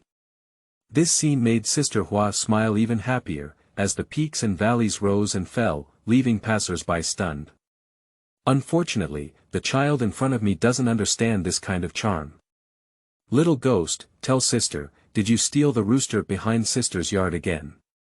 Also, where did you find your clothes? Pain. Be gentle. Good sister, you put me down first, and I'll tell you. Sister Hua looked at the young man in front of her with his black and round eyes, and couldn't help but understand his careful thinking. I pursed my lips, but I let him down. As expected, she let go and the dialect slipped away in an instant. He quickly ran towards Huang Laoxie standing not far away, leaned over, and made a face at Hua Jie. Sister Hua smiled and looked like a supporting willow. Shi Shiran walked up to the 3 of them. She gave another blessing and spoke clearly, little girl Huan Yang, there's a gift in this room. The 2 of you are very close together. I wonder what kind of relationship you have with this child. Between the words, his gaze became sharp, and his fair jade fingers tightly gathered together in a ball. Before the 2 of them could answer, Dialect Ming jumped out and exclaimed happily, Sister Hua, Sister Hua. Let me introduce you. This is my aunt, this is my uncle. They went back to our home to visit. They heard that there was a flood in their hometown and they came to me for a long time. They only found me yesterday. Upon hearing the dialect, Huan breathed a slight sigh of relief. As if thinking of something again, he pulled the small hand of Dialect Ming and moved towards the distance. But Feng Heng and Huang Laoxie did not stop it. The two of them arrived at a corner far away from the Yihong courtyard, their figures still in the sight of Huang Laoxie and the others. Sister Hua crouched slightly, her hands resting on Dialect Ming's shoulders, and a serious expression appeared on her face that he had never seen before. "Kid. I'm asking you, what exactly are those two people?" Fang Yanming had a nonchalant expression on his face. "I've said it all. It's my aunt and uncle." "Did they say it was your aunt and uncle?" "They've been looking for you for a long time." Sister Hua's speech was even more rapid and serious. With a puff, Dialect Ming opened his bright little face and patted Sister Hua's arms with his two little hands. "Sister Hua, you usually call me a ghost spirit. Why? Do you think I'm a fool now? Little stinky and poor, hurry up and say it." Sister Hua drank in a sharp voice, her dialect clearly pursed, and she had no choice but to honestly explain. Upon hearing their reunion, Sister Hua's face showed a joyful expression, with a touch of sadness in it. As a result, he suddenly felt some discomfort in his chest, only to realize that he was constantly thrusting in his chest, and suddenly he was out of breath. The white and tender little hand twisted vigorously on the dialect's small face, and angrily left. When Hua Jia walked up to Huang Laoxie and the two of them, she gave a slight blessing and walked towards the Yihong building with a swaying figure. Seeing the figure of Sister Hua leaving, Dialect Ming jumped high and shouted at her. "Sister Hua! When I succeed in martial arts, if Uncle Zhao still doesn't want to marry you, I'll knock him unconscious and throw him into your bed." Upon hearing these words, Sister Hua's figure paused, and a blush suddenly appeared on her peach blossom-like face. Then she spat and a cold voice came out. "Pooh! You stinky kid with not even grown hair. Let's focus on yourself first." The fan in his hand shook at him, and he strolled into the flower tower, ignoring the bustle of people in front of the door. Huan Yang's words left Fang Yanming somewhat confused. I saw him curiously pulling his hair from his shoulder, looking at this and that, with an indistinguishable expression, muttering softly. "Didn't the hair grow all the way? I'm not a monk. Besides, I have quite a lot of hair." Feng Heng interrupted his whimsical thoughts with a funny expression on his face. "All right, tomorrow, we'll eat and play. We should go back now." As he spoke, he took his little hand and walked towards the inn not far away. Fang Yanming's eyes suddenly lit up, and he threw himself into Feng Heng's arms. He lifted his little head and asked with a pleasing expression, "Auntie." "Hee, what's that?" "Sister Hua said I haven't grown enough hair yet. But I have a lot of hair. What exactly does this mean?" Feng Heng's pretty face suddenly showed a shy expression. She spat lightly, patted her nephew's small face, and walked past him. Little rascal. Seeing his own aunt walk away, Fang Yanming scratched his head with a strange expression on his face, and then saw his uncle pulling his lips beside him, throwing himself into his arms. "Hee, Auntie has left, then you tell me. Want to know?" Huang Laoxie pretended to have a deep expression and looked at the child in front of him, nodding like a chicken pecking at rice, waving at him. "Ear it and come over." I saw Huang Laoxie's lips moving slightly between the ears of Dialect Ming, and Dialect Ming's appearance was also extremely exciting.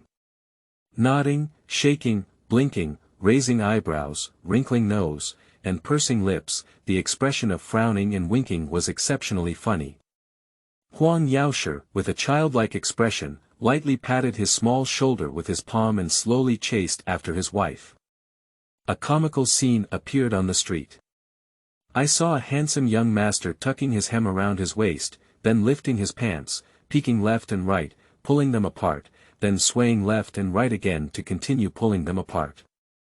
Feng Heng walked for a while and found that his nephew was not following him. Looking back, he noticed the movements of Dialect Ming, his eyebrows jumping high, and his body emitting an aura that even Huang Laoxie was shocked by. Feng Yanming was still sneaking a peek inside his pants, not realizing that his aunt had already come to kill him in a fierce manner. "Tomorrow, what are you doing?" A gentle voice came, and when he looked up and saw the beautiful little face of his aunt, he also chuckled a little. "Auntie, I'm looking at Mao Mao." Feng Heng's face changed like the weather. Seeing his aunt's expression, Feng Yanming muttered to himself that it was not good. He was about to run away, but he was caught in his ear. "Take a look." It can be imagined how angry Feng Heng, who is gentle, virtuous, and cultured, has become, can be made to curse. "Oh my! Ears, ears! Auntie! Please spare your life. It's really going to fall off." Feng Heng left no hand behind and vigorously pulled his red-eared ear forward quickly. Feng Yanming secretly thought to himself, "It seems that aunt is really angry. I don't know why. No, I need to think of a way quickly, otherwise my ear will really fall out."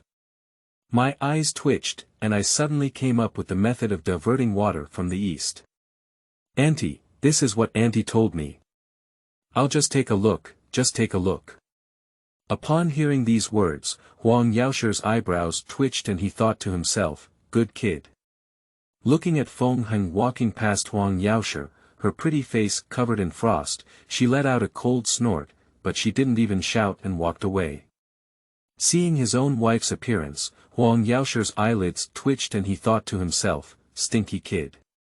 When you practice martial arts, I'll see how I deal with you." Feng Yanming suddenly became agitated, and then was covered up by the pain in his ears. He had to pull his body and follow Feng Heng forward. Huang Laoxie seemed to feel something, his figure paused, and he turned his head again.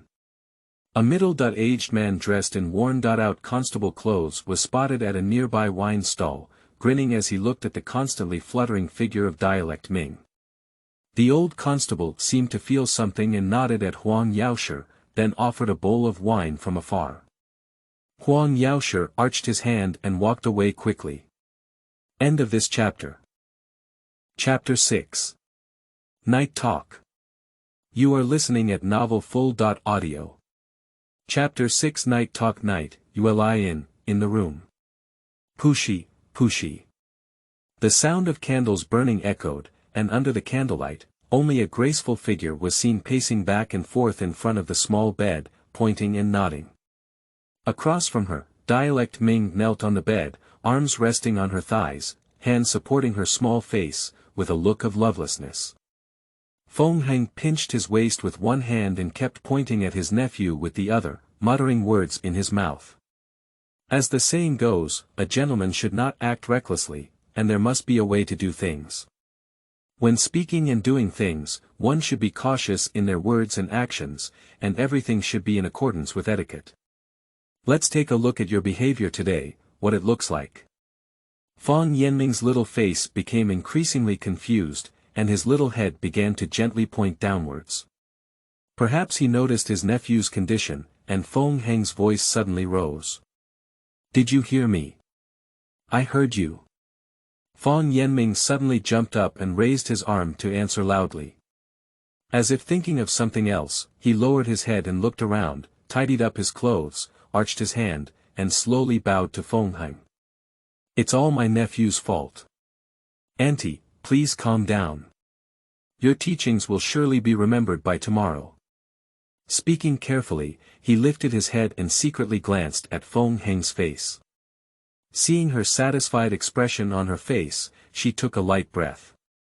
However, he also seemed to hear someone exhaling with him. Feng Heng, who had returned to normal, was so kind and amiable. She gently rubbed the small head below and said gently, "Not bad. Not bad. My son is talented and originally said he wanted you to relax for a while.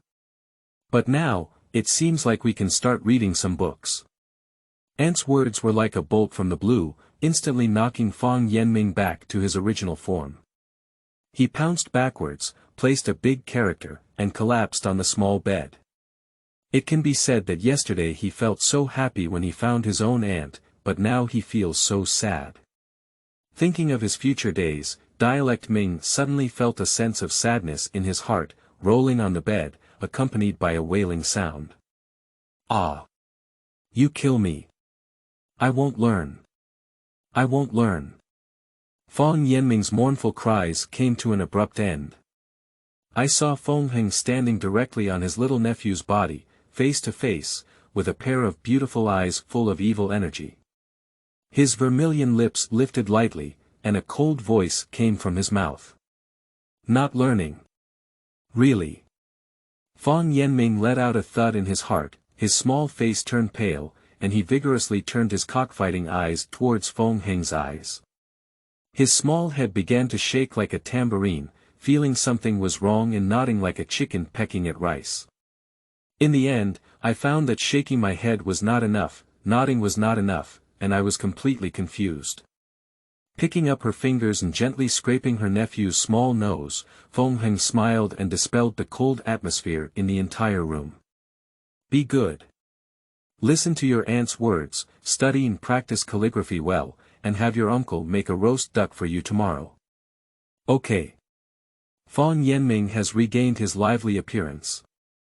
Even if a child is 5 or 6 years old, and has gone through a year of ups and downs, and is clever and shrewd, it is easy to be coaxed. The candlelight remained clear, and Huang Laoxie sat cross-legged on the big bed, meditating and practicing. Feng Heng held Dialect Ming in his arms, holding a book in his hand, and whispered something to him. Dialect is clear, with a hazy expression on his face, his eyes squinting and his little head nibbling. Huang Laoxie's tightly closed eyes suddenly opened, with a shimmering light emanating from them. He turned his head to the door and spoke leisurely, which friend is visiting? Huang is welcome from afar. I hope you don't mind. Upon hearing the sound, Dialect Ming instantly became energized and jumped out of her aunt's arms, running to the door. I'll drive it. I'll drive it. Feng Heng just wanted to stop, but when he saw his husband shaking his head slightly, he stopped thinking. With a creak, the door was opened directly, and a thin figure stood at the door. He is about 7 feet tall, with a weathered face, a short beard under his chin, and a headband tied around his forehead, casually tying his scattered hair behind his head. Wearing a tattered constable uniform, although the clothes were old and even washed with some gray and white hair, they were very clean. Coupled with his storytelling eyes, it made people unconsciously feel good. Seeing the person in front of him, Feng Yanming's face was instantly filled with a look of surprise. Ah! Uncle Zhao. As he spoke, his little hand picked up the calloused big hand and dragged him into the room. Feng Yanming pulled Zhao Ning to the side of the stool and lightly pressed it. Zhao Ning followed the child's manipulation and landed directly on the bench. I patted my little head and then remembered something. Feng Yanming rubbed against Huang Laoxie and Feng Heng, who were already sitting together, picked up a cup, picked up a pottery pot, and poured tea. The room became eerily quiet, but suddenly felt something was wrong. Dialect Ming looked up and saw Zhao Ning smiling at him across from him. Turning his head again, he noticed that the aunt and uncle around him were also smiling. Hee. So he also gave a silly smile, making the smiles of the three of them even brighter. Carefully placing the cup filled with tea in front of Zhao Ning, he rubbed it directly onto the bench next to him. Tomorrow. Feng Heng smiled and gestured to Dialect Ming. Feng Yanming also immediately understood and pulled up Zhao Ning's arm, gathering it over his head, and his small mouth began to curl up. Auntie, this is Uncle Zhao Ning, the constable here. Let me tell you, Uncle Zhao is so kind. Every time I'm hungry and can't find anything to eat, I go to the wine stall to find him, and he treats me to eat. Oh. Uncle Zhao has a knife, it's so fun. I even secretly took it out to play once. Ah. It's just a bit too big to play with. Also.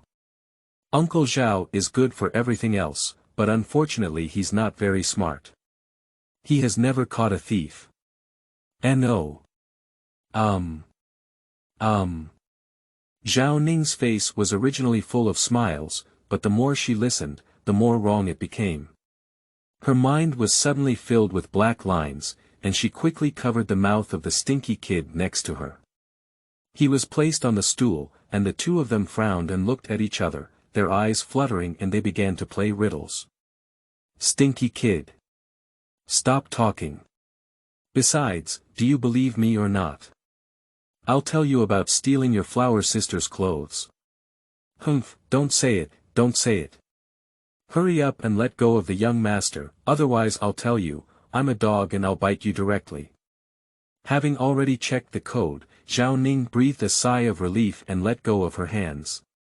No.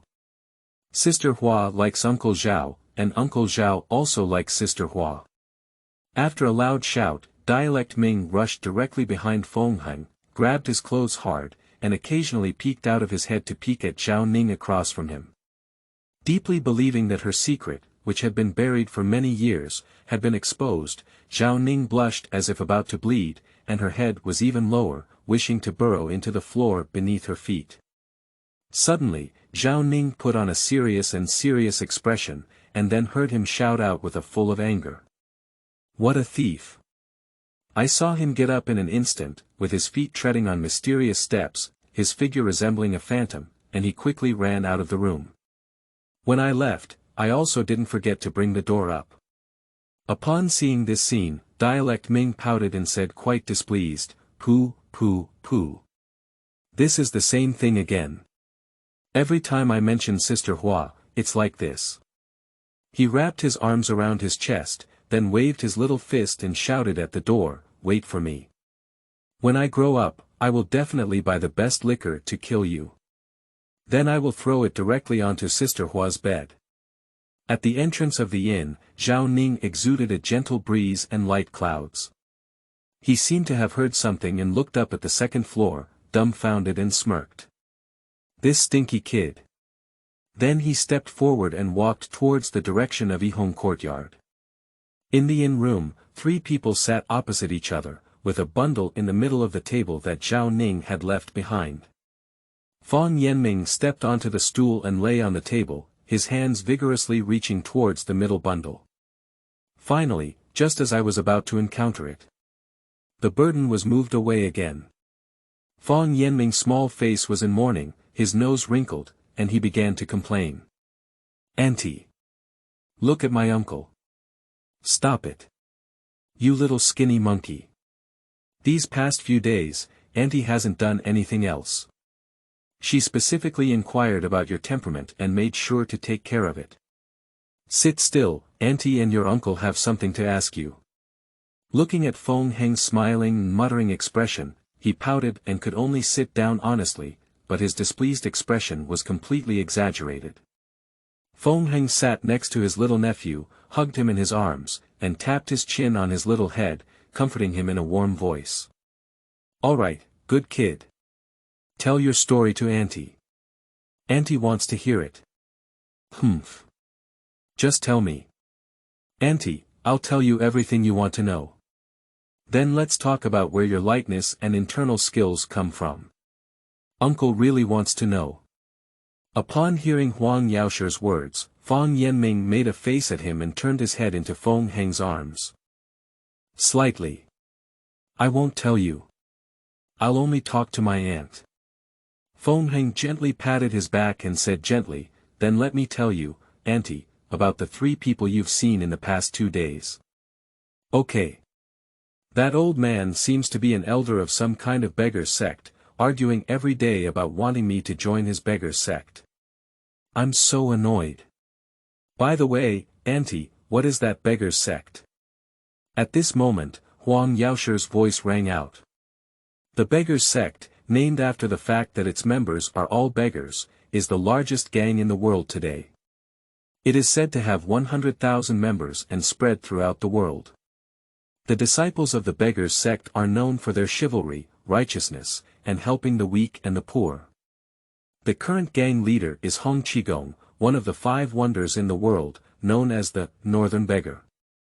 His 18 dragon subduing palms and dog beating staff are extremely powerful. Upon hearing this, Dialect Ming pursed his lips and said, "You speak so eloquently, aren't you still a beggar's den?" "I don't want to be a beggar."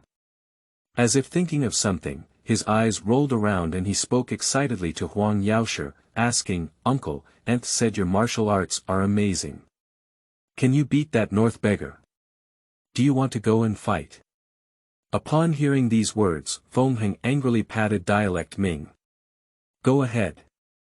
You stinky kid. You're really watching the fun, don't you think it's too big of a deal, right?" Having been seen through his thoughts, Fang Yanming could only give a dry laugh. Huang Laoxie's voice rang out again. "Young man, be careful with your little tricks. Let's take it in. Do you know what your uncle's name is in this martial arts world?" At this point, Huang Laoxie's face was calm, but the proud light in his eyes was very prominent. And Dialect Ming was obviously also a ghost spirit. He looked admiring and asked eagerly. Auntie, Auntie. Speak up. What is it?" Huang Laoxie showed a satisfied expression, took a leisurely sip of tea, and slowly walked over. 5 years ago, your sister in-law and I, Hong Qi of the Beggar sect, Ouyang Feng of Mount Baitua, Emperor Duan Jixing of Dali, and Chuanjin Zhangjiao Wang Chongyang were engaged in a debate at the top of Mount Hua. That battle was truly a dark and gloomy one, lasting for 7 days and 7 nights. As he spoke, Huang Laoxie's face showed a hint of nostalgia, and then he calmly recounted. "I, Hong Qi, Ouyang Feng, and Duan Jixing were evenly matched, while Wang Chongyang defeated the 4 of us. Since the First World War, the 5 of us have been known as the 5 Wonders of the World. I have lived on Peach Blossom Island in the East China Sea and have developed an Eastern evil. Hong Qi, who was in charge of the Beggars sect in Hebei, is known as the Northern Beggar. Ouyang Feng, who lived on Mount Baitua in the western regions, was named Shidu. Duan Jixing was the emperor of southern Dali, also known as the Southern Emperor. Wang Chongyang, who established the Chuanjin sect on Mount Zhongnan, is also the strongest among the 5 of us, and is therefore revered as the Middle Divine Power. This is the Eastern Evil, Western Poison, Southern Emperor, Northern Beggar, and Middle Divine Power. This is the first Huashan debate." Upon hearing this, Dialect Ming's eyes were filled with longing. "Wow! Auntie, you're so amazing. That's how impressive the first competition was. What about the second competition?"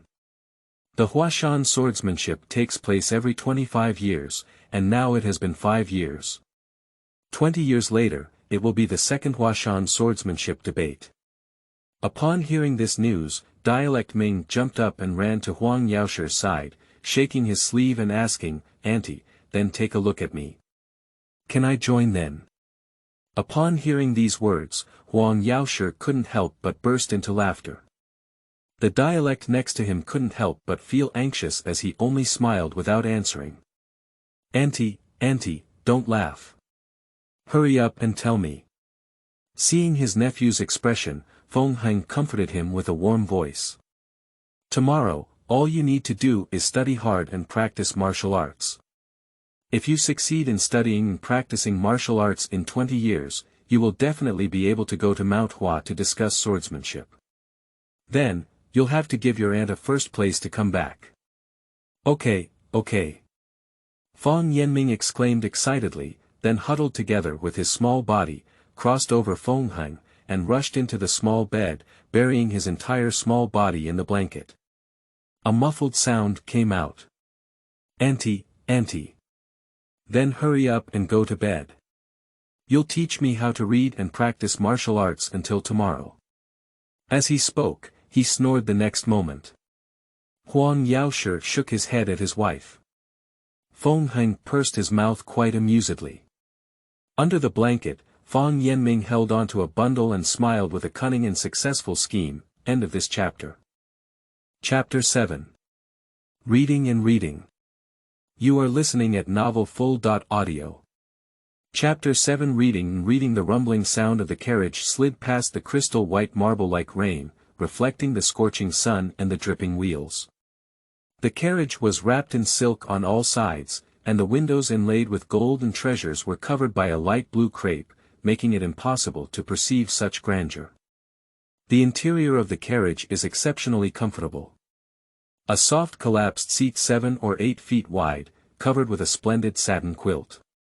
In front of the collapse stood a small mahogany table, on which was placed an exquisite purple phoenix carved incense burner. 3 short incense sticks were burning on the stove, emitting a refreshing fragrance. Huang Laoxie sat in front of the carriage, but did not control the horse to move forward, only allowing it to walk slowly and gently.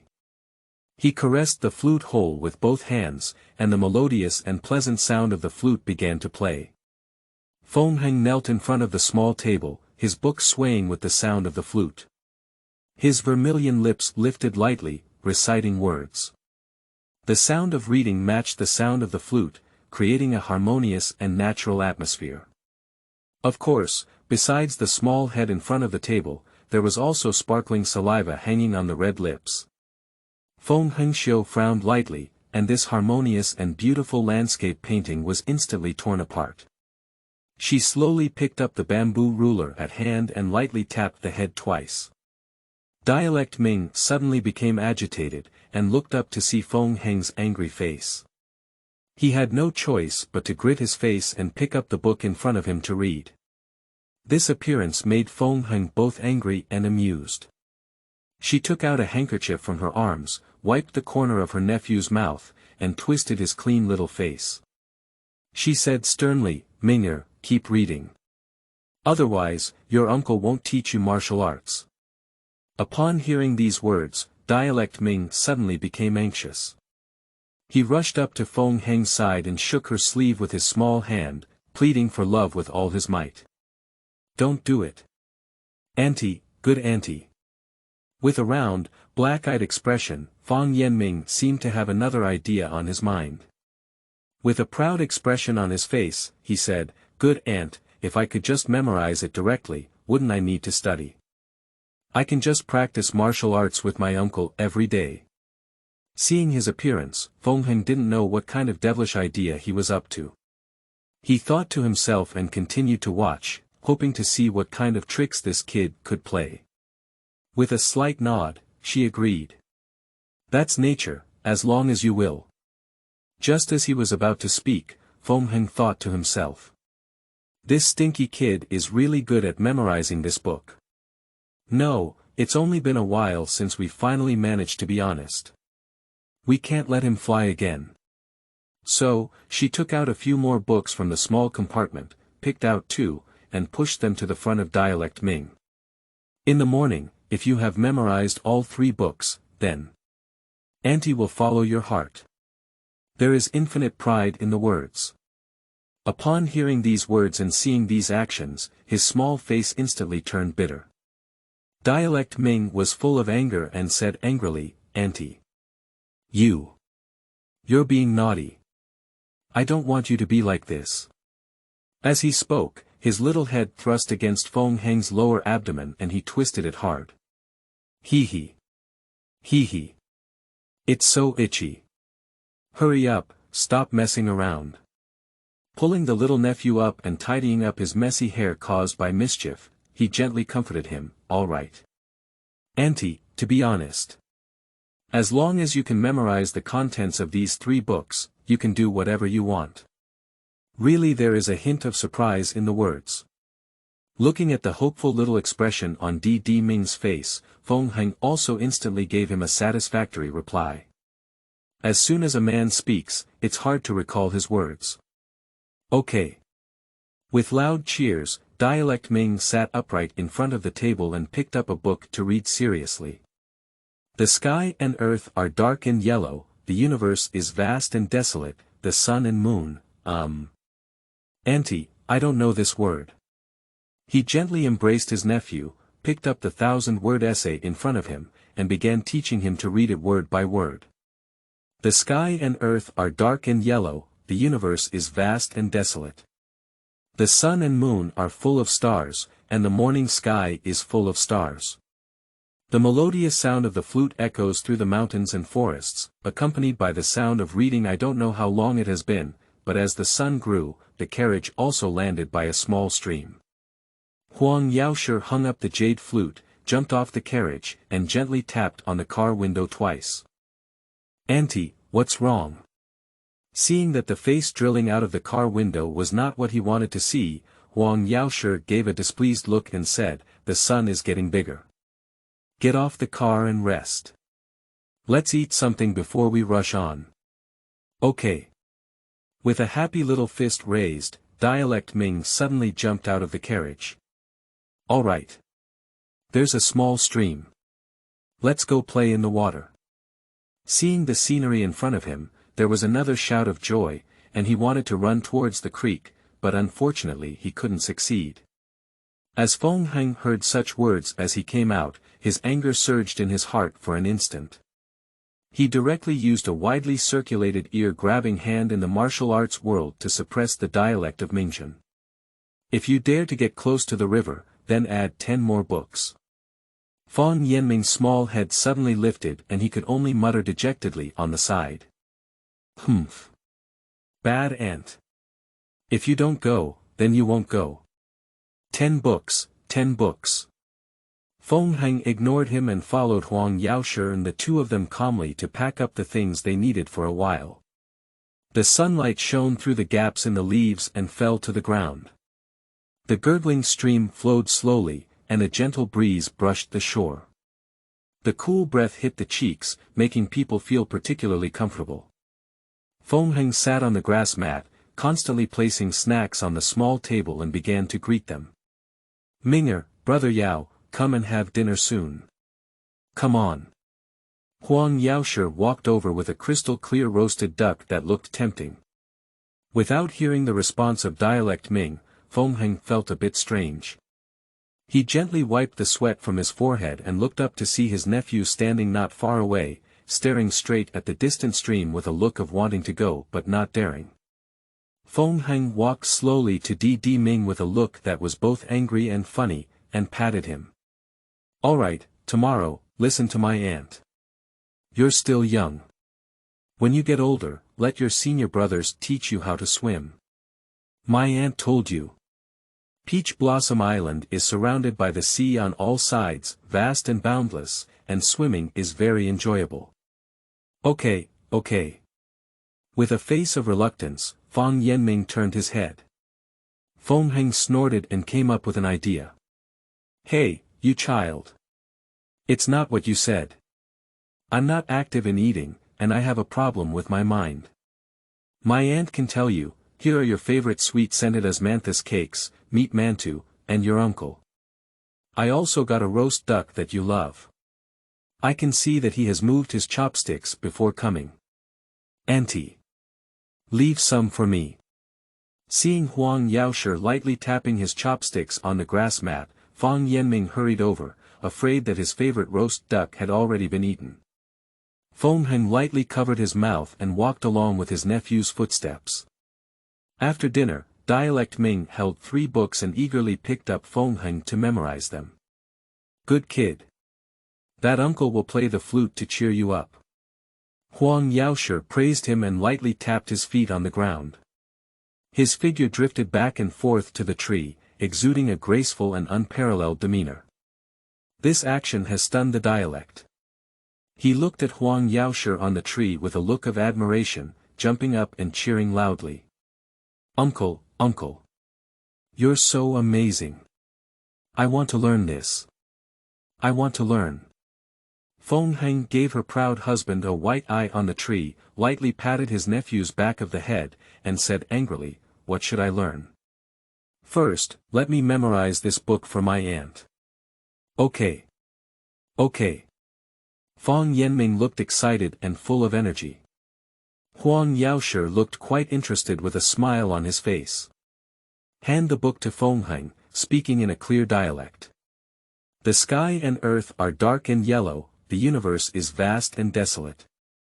The sun and moon are full of stars, and the morning sky is full of stars. Ignorant and ignorant, ignorant and so on. Those who rely on predicate assistance are truly ignorant. At the beginning of a person's life, their nature is inherently good.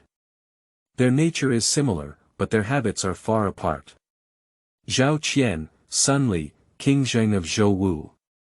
Feng Chen, Chu Wei, Jiang Shen, Han Yang. Moha Qiaoda, who loved Yang Tong in his youth. The fifth word is Fu, and the end of 100 surnames. At the beginning of a person's life, their nature is inherently good. Their nature is similar, but their habits are far apart. A group of disciples, remember good words. Mencius, the 7 chapters stop. Feng Heng looked at his nephew with a surprised expression, looking left and right with a curious expression. Dialect Ming was proud and lightly pursed his right thumb on his nose twice. Hee hee. How about that? Sure, Auntie. Seeing his appearance, Feng Heng indulgently pinched his small face and said happily, okay. Okay. Go. Go find your uncle to learn martial arts. That's all for today, continue tomorrow. Okay. Fang Yanming jumped happily and ran towards the tree. But he suddenly regained his senses, stopped and looked bitter at Feng Heng. Auntie, I have to memorize it tomorrow. Of course. Upon hearing Auntie's words, Dialect had a clear expression of grievance. Auntie, didn't you agree? After I've memorized these 3 books, I won't read anymore. You don't keep your word. Feng Hengxing's eyes twitched, with a cunning expression, and her vermilion lips lightly parted. Oh. When did I say that? Dialect Ming waved his small fist, straightened his chest, and looked indignant. Humph, Auntie, what you said this morning, you said that once a man's words are spoken, it's hard to recall them. But now you're not admitting your words. Is that right? Feng Heng blinked, her big eyes curved into crescents, and she proudly said, yes, that's what Auntie said. Then you. The meaning of grievance is even more pronounced in dialect and plain language. But Auntie is a little girl, and you and your uncle are the big men. Feng Heng was even more proud, while Dialect Ming was even more depressed. Moving his small body slowly towards the tree. Walking and turning back, looking pitifully at Feng Heng. I also noticed that my aunt's gaze was firm and she didn't change her mind at all. So, she let out a loud shout and her heart sank. Humph, keep going, keep going. I was fooled this time, never again next time. As he spoke, he walked aggressively to Huang Laoxie, who had already fallen under the tree. Uncle, teach me quickly. There was a hint of excitement in the words. Teaching you is possible. After saying a few words, Huang Laoxie stopped and started to sell. Seeing his appearance, Fang Yanming was also very single. Auntie, just say what you want to do. Anyway, you don't have to worry about having too much debt. I promise to do everything I can. Oh. Really? Huang Laoxie was about to express his thoughts when he was suddenly interrupted by the distant cough of Feng Heng. Seeing her almond eyes round and her pretty face full of anger, she had no choice but to change her thoughts. Huang Laoxie could only cough dry twice and said in a flat tone, you need to study with your aunt well. Also, you need to show your footwork the day before yesterday to your aunt again. Okay. Fang Yanming agreed directly. Feng Heng pouted unhappily and thought to himself, knowing your thoughts. After agreeing, Dialect Ming bent his legs slightly and put on a posture. I saw him walking in a mysterious and leisurely manner on the ground, tossing and frolicking in the woods. In the blink of an eye, the speed became faster and faster, and the figures flickered left and right, moving forward and backward, creating remnants in the air. Huang Laoxie looked at it and didn't feel anything at first. With the movements of Dialect Ming, his eyes flickered from time to time, his hands pinched and he muttered words, and his face became increasingly excited. Ah! Ah! Is there a scream coming from the forest? I only heard a bang. Dialect Ming crouched in front of a big tree, his small hands constantly rubbing against the slightly larger forehead, his small face wrinkled into a ball, and he was still spitting out the sound of a hiss, which was extremely comical. Feng Heng looked worried and quickly ran over, holding his nephew's small body and comforting him softly. Who? No pain, no pain. The fragrant breeze blew in my mouth, blowing on my swollen forehead again. Ha ha ha. Indeed, they are the generation with towering heads and horns. Upon hearing her husband's teasing, Feng Heng couldn't help but burst out with a puff. Their behavior made Fang Yanming feel even more aggrieved. Auntie, look at my uncle. Seeing his nephew's comical expression, Feng Heng couldn't help but straighten his face. Pushy Fang Yanming's face was full of lovelessness. Huang Laoxie burst into laughter, then lightly tapped his toes and moved his body, taking 3 or 2 steps into the carriage. When he came out again, he was already holding a stack of books that were 1 foot high in his hand. Upon seeing this scene, the dialect opened its mouth wide and stuttered, asking, "Little uncle, wouldn't you also want me to read these books?" Huang Laoxie blinked and rightfully said, "You're right. Unfortunately, there's no reward. Isn't it?" Dialect Ming struggled with an unwilling expression on his face. As a result, Huang Laoxie's face was full of seriousness and he could only timidly ask, "Auntie, this martial arts practitioner is just practicing martial arts. Why do you still need to study?" No. Where did this martial arts come from? It was the method of strengthening oneself and practicing, combined with the true meaning in this book, and the combination of recitation and comprehension. Furthermore, practicing martial arts requires understanding the acupoints and meridians of the human body. The origin of this knowledge naturally comes from books. Therefore, when practicing martial arts, one should first learn and then practice. Huang Laoxie explained to the villain that he was confused. I can only keep nodding my little head. Fang Yanming took the book that was about to reach his chest height with a bitter expression on his face, and then suddenly thought of something and asked with a big bag. Auntie, since I want to start reading, what are you asking me to use that footwork for? He pulled out the jade flute from his waist and lightly tapped it on his head twice. Huang Laoxie Shiran left, but the words in his mouth were completely unexpected to Dialect Ming. I naturally want to see what a person with towering heads and horns is. It's really good. Dialect Ming was stunned for a while, then suddenly his face was filled with anger and he began to howl. Ah! You two are so despicable. One deceived me into reading, and the other deceived me into hitting trees. I'll fight with you. As he spoke, his small body chased after the blue figure and rushed straight towards it. Haha, the hearty laughter of a man and a woman echoes through the mountains and forests. New book uploaded, signed, seeking recommendation, seeking collection. Thank you very much. End of this chapter. Chapter 8. Martial Arts Practice and Master. You are listening at novelfull.audio. Chapter 8 Martial Arts Practice and Master. After having lunch and taking a brief rest, Huang Laoxie came to the side of Dialect Ming. Minger, do you know why I practice martial arts? Fang Yanming was momentarily confused and shook his head in confusion. Perhaps even Huang Laoxie did not expect the child in front of him, who was only 5 or 6 years old, to answer, so he continued to talk. There are countless people practicing martial arts in this world, either for fame, profit, power, chivalry, or morality. My uncle never expected you to become a hero praised by everyone, nor would he mind you becoming a demon despised by everyone. Watching Dialect Ming attentively listen to his words, Huang Laoxie nodded without a trace and continued speaking. But I must remember 3 things under my door on Peach Blossom Island. Firstly, disrespecting teachers and valuing the Tao, and harming fellow disciples. Punish. Secondly, those who lead all evil deeds and insult women. Punish them. Thirdly, without my permission, teach others unique skills. Punish.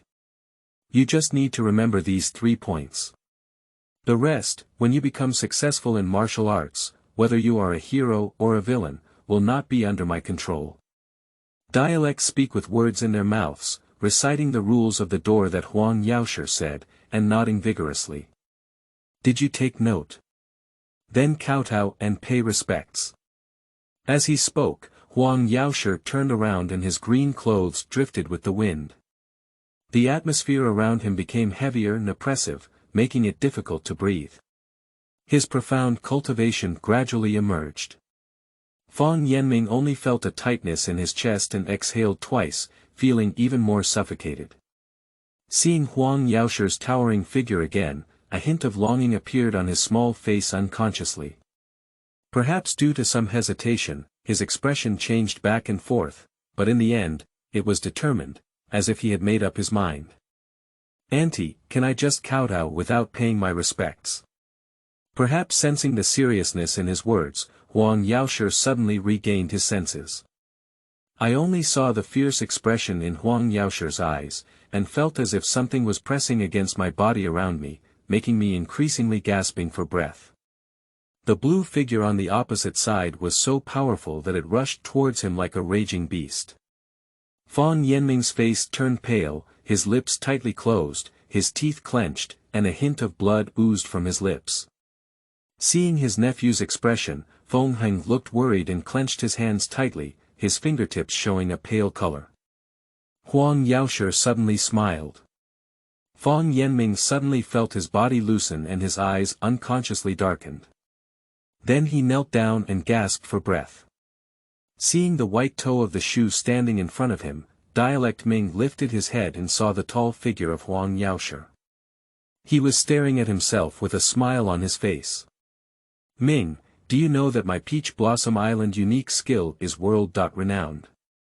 As long as you practice well, there is nowhere to stop you in this world. So, why don't you want to apprentice? Fang Yanming shook his head firmly, and the smile on Huang Laoxie's face faded, with a hint of coldness in his words. Mingzi, do you know that I am proficient in astronomy and geography, as well as the 5 elements and 8 trigrams, Chimenduanjia, Qin, chess, calligraphy and painting, and even in agricultural water conservancy, economic and military strategy. As long as you practice well, whether you are famous in the martial arts world, or are appointed as a marquis or prime minister, you can easily obtain wealth and status. So, still unwilling to apprentice? She shook her head again, and the firmness in Fang Yanming's eyes grew even stronger. Huang Laoxie took a step forward, and the terrifying aura surged up again. This time, there was a hint of killing intent in his words, making Fang Yanming feel like he was in the midst of that demon's corpses. Young Master Ming, do you know that Huang Laoxie is known as the East Evil in the world? Is it true that you are not afraid of me killing you? The murderous intent emanating from his body made Fang Yanming feel both physically and mentally cold, as if he was in the midst of ice and snow. Suddenly, something came to mind. Dialect Ming gave a gentle smile, which was as warm as spring. Uncle, don't scare me. You won't kill me. As soon as these words were spoken, the dialect became clear and the body relaxed. Huang Laoxie said expressionlessly, although I won't kill you, if you don't worship me, you can't expect me to teach you anything. But I have a master. Dialect smiled clearly, the smile was so warm, making people feel warm like spring breeze brushing their faces. He smiled again, with a look of memories in his eyes. I have a master, my uncle. Although he never explicitly accepted me as his disciple, although I never knew his identity, although his martial arts were not as outstanding as yours, and even I don't know if I can see him again in this life. But he is my master. When Fang Yanming spoke of his master, his face was filled with warmth, respect, and admiration. Seeing his expression, Huang Laoxie sighed in his heart. At this moment, Feng Heng walked over and broke the tense atmosphere between the two. She neutralized the tense situation between the two with her mother's tenderness, gentleness, and gentleness. Gently pat off the dust on my nephew's clothes, rub his pale cheeks, and gently ask, "Tomorrow, do you mind telling my aunt? Tell me the story between you two." Dialect Ming hesitated for a moment, looked at the gentle aunt, then at the tall uncle, lightly nodded his head, and slowly walked over. "To be honest, Auntie, I don't know who my master is either. The first time I met him, it was a flood at home." A sad expression appeared on his small face, and neither Huang Laoxie nor Feng Heng interrupted his speech. He just listened quietly. Watching my parents try their best to throw me onto the roof, and then they were washed away by the flood in the next moment. At that time, I felt like the sky was about to collapse, and I never had my parents again. Crystal tears streaked from the eyes that used to only show smiles. The water was surging and roaring, and I was also extremely cold. At that time, I didn't know what to do, nor did I know what I could do. I could only cry uncontrollably, and in the end, I cried tired and grabbed the roof and fell asleep. When I woke up again, the master held me in his arms. It was really warm. As he spoke, he looked at Huang Laoxie and Feng Heng again and whispered, "It's like I was at the inn that day." Upon hearing his words, Huang Laoxie smiled, as warm as the spring sun. Feng Heng burst into tears and kept caressing his nephew's small head. His eyes curved into crescents, and Fang Yanming continued to speak. "My master is such a strange and interesting person. When he walks, he always unconsciously looks at his feet. At night, when he starts a fire, he also keeps driving away the constantly rushing moths. One day, I suddenly lifted his headscarf and found him bald. Then I asked him if he was a monk, and he didn't respond to me. Later on, I found out that he ate a lot of the meat he bought and even secretly drank at the taverns in the city. Maybe he wasn't a monk. He looks very ugly, but very gentle, but doesn't like to talk. At that time, he asked me to do some strange footwork every day, but he didn't say anything." "Oh. That's the one my uncle just asked me to demonstrate." Later on, it became even more strange, asking me to memorize some messy things and then pat me back and forth. But it was strange to say, every time after that, my body felt warm and comfortable. He just keeps walking, asking him where he's going without saying anything, and I keep following him. Sometimes when he gets tired from walking, he just holds me. That's it, about 3 to 5 months. Suddenly one night, he thought I was asleep and said he might be in danger this time, asking me to take good care of myself. Then he disappeared. I wanted to go find him, but I knew where to go, so I could only ask while walking. Finally, no one found it. Then one day when I was grabbing food, I was chased by a vicious dog and saved by the old man. Then I followed him. Upon hearing her nephew's pretentious relaxed words, Feng Hengzhu tearfully embraced him, patted his back, and kept reciting my struggling son. Raising her little hand to wipe away the tears from Feng Heng's face, she comforted her like a little adult and said, "Auntie, didn't I meet you guys? Now I'm doing well." Feng Heng nodded heavily and wiped his face with his sleeve, giving the child in front of him a smile. Comforting the aunt, Fang Yanming walked up to Huang Laoxie, pulled his sleeve, and asked softly, "Uncle, can you teach me martial arts? Although I haven't studied under a teacher." His face was filled with longing. Huang Laoxie sighed and waved his hand. "Whatever you want." Upon hearing his words, Dialect Ming put on a serious posture and knelt on the ground, bang bang bang kowtowing 3 times. Huang Laoxie nodded and said to him, "Although you have never worshipped me as your teacher, I will still teach you well. Although you are not under my sect, you are still from Peach Blossom Island. I will be more strict with you than my other disciples. If you cannot satisfy me, I will not mention martial arts practice from now on, and I will not teach you again. And you can no longer stay on Peach Blossom Island, and from then on, you have nothing to do with my Peach Blossom Island. Is it possible to do so?" Upon hearing these words, Feng Heng's face was full of anxiety. Seeing her husband's serious expression, she couldn't change it at all. Dialect Ming had a serious expression on his face and nodded vigorously. With a wave of his hand, Huang Laoxie had already formulated the other party's stated teaching plan. You are still young now, and there are experts who can help you connect your muscles and veins. Although you have wasted a year, it is still a good time to lay a solid foundation. Starting from today, you will read and write with your aunt in the morning. After lunch and dinner, you will stand up for a cup of tea. In the afternoon, you will read the books I gave you and ask me if you don't understand.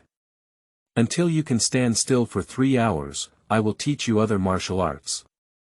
So, do you understand? Dialect Ming raised his small fist with an indomitable expression. Understood. Huang Laoxie pointed to the tree and said, so, let's go. Fang Yanming began practicing the method of standing stakes under his guidance.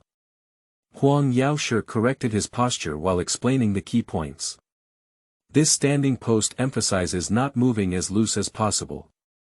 With your toes pointing forward and your body falling down, gradually squat deep, legs open, and stand still. After tinkering with it for a while, Huang Laoxie nodded in satisfaction at the sight of Dialect Ming, and then sat beside Feng Heng, reading a book with ease. Sweat was constantly flowing, wetting the yellow soil beneath him. His body trembled and shook, but Fang Yanming still gritted his teeth and persisted. Suddenly, a voice came in my ear, okay. His anger instantly relaxed and he tilted his head to the ground. Looking at the rustling leaves and the sunlight shining through, I felt the beauty of this world. Dialect Ming slowly closed his eyes. End of this chapter. Chapter 9. Secret Scripts and Auntie. You are listening at novelfull.audio. Chapter 9 Secret Scripts and Auntie. After apprenticeship, the practice of practicing martial arts in dialect has finally entered the right track. He followed Huang Laoxie's instructions and read and practiced calligraphy with Feng Heng every morning. After lunch and dinner, he stood up and read martial arts books in the afternoon. So, after about a month, it can be observed that the overall temperament of Dialect Ming has changed. His body was imbued with a hint of scholarly aura, coupled with these days of exercise and Huang Laoxie's occasional use of top-notch internal strength to activate his muscles and bones, making his whole body rosy. Combined with his fair and handsome face, the image of a graceful young master began to emerge. Of course, that's when he's not talking. And at this moment, he didn't know what had gone wrong, and even abandoned the comfortable carriage. I saw his whole little body buried on the body of the driving horse, with a flushed face full of excitement. Grasped the saddle firmly with both hands, with legs wide apart and feet constantly kicking the back of the horse. Fortunately, the old horse was gentle, coupled with his young and weak body. Otherwise, if this startled the horse, it would quickly move away, but I don't know where it would throw him. Drive! Drive! He shouted happily twice. Even though old Ma didn't make any movements, Fang Yanming was still very happy, so he unleashed his singing voice. I have a little donkey that I never ride. One day, on a whim, I rode it to the market. He screamed loudly at the top of his throat, which made even experts like Huang Laoxie feel goosebumps all over his body. How could Feng Heng in that carriage withstand it? She angrily opened the car door, holding a bamboo ruler in her hand, and gave a glance to her husband on the frame. He immediately understood. I have a little donkey, I. Fang Yanming was still howling loudly, suddenly feeling that something was wrong. I saw Huang Laoxie holding his back and landing on the frame, with Dialect Ming hanging in mid-air. My little arms and legs vigorously fluttered in the air twice, just as I was about to complain to my aunt at the throat. I saw the angry expression on Feng Heng's pretty face, so I pulled my head down. Huang Laoxie pushed the empty space on his right hand, and the carriage door opened wide, gently throwing him away. The next moment, the small buttocks of Dialect Ming landed on the brocade bed. Rubbing his slightly painful buttocks, his face was full of resentment. Immediately, seeing Feng Heng storming in with anger, he put on a flattering little face and rubbed against her side, telling the truth. My butt. Auntie, look at my uncle. There's no such thing as throwing me around like a ball. Speaking, he changed to a pitiful expression.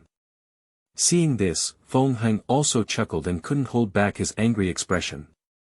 Immediately, but with a stern expression, you lightly tapped his nephew's forehead and began to teach him a lesson. You child, I don't know where you learned these strange things.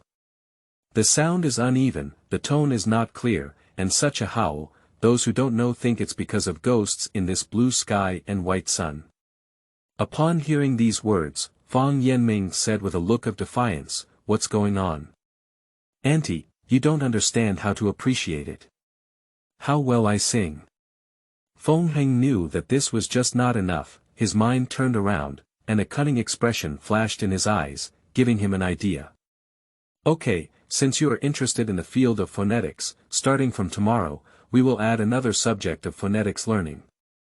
Fang Yanming was taken aback, and his aunt's words fell on his mind like a bolt from the blue.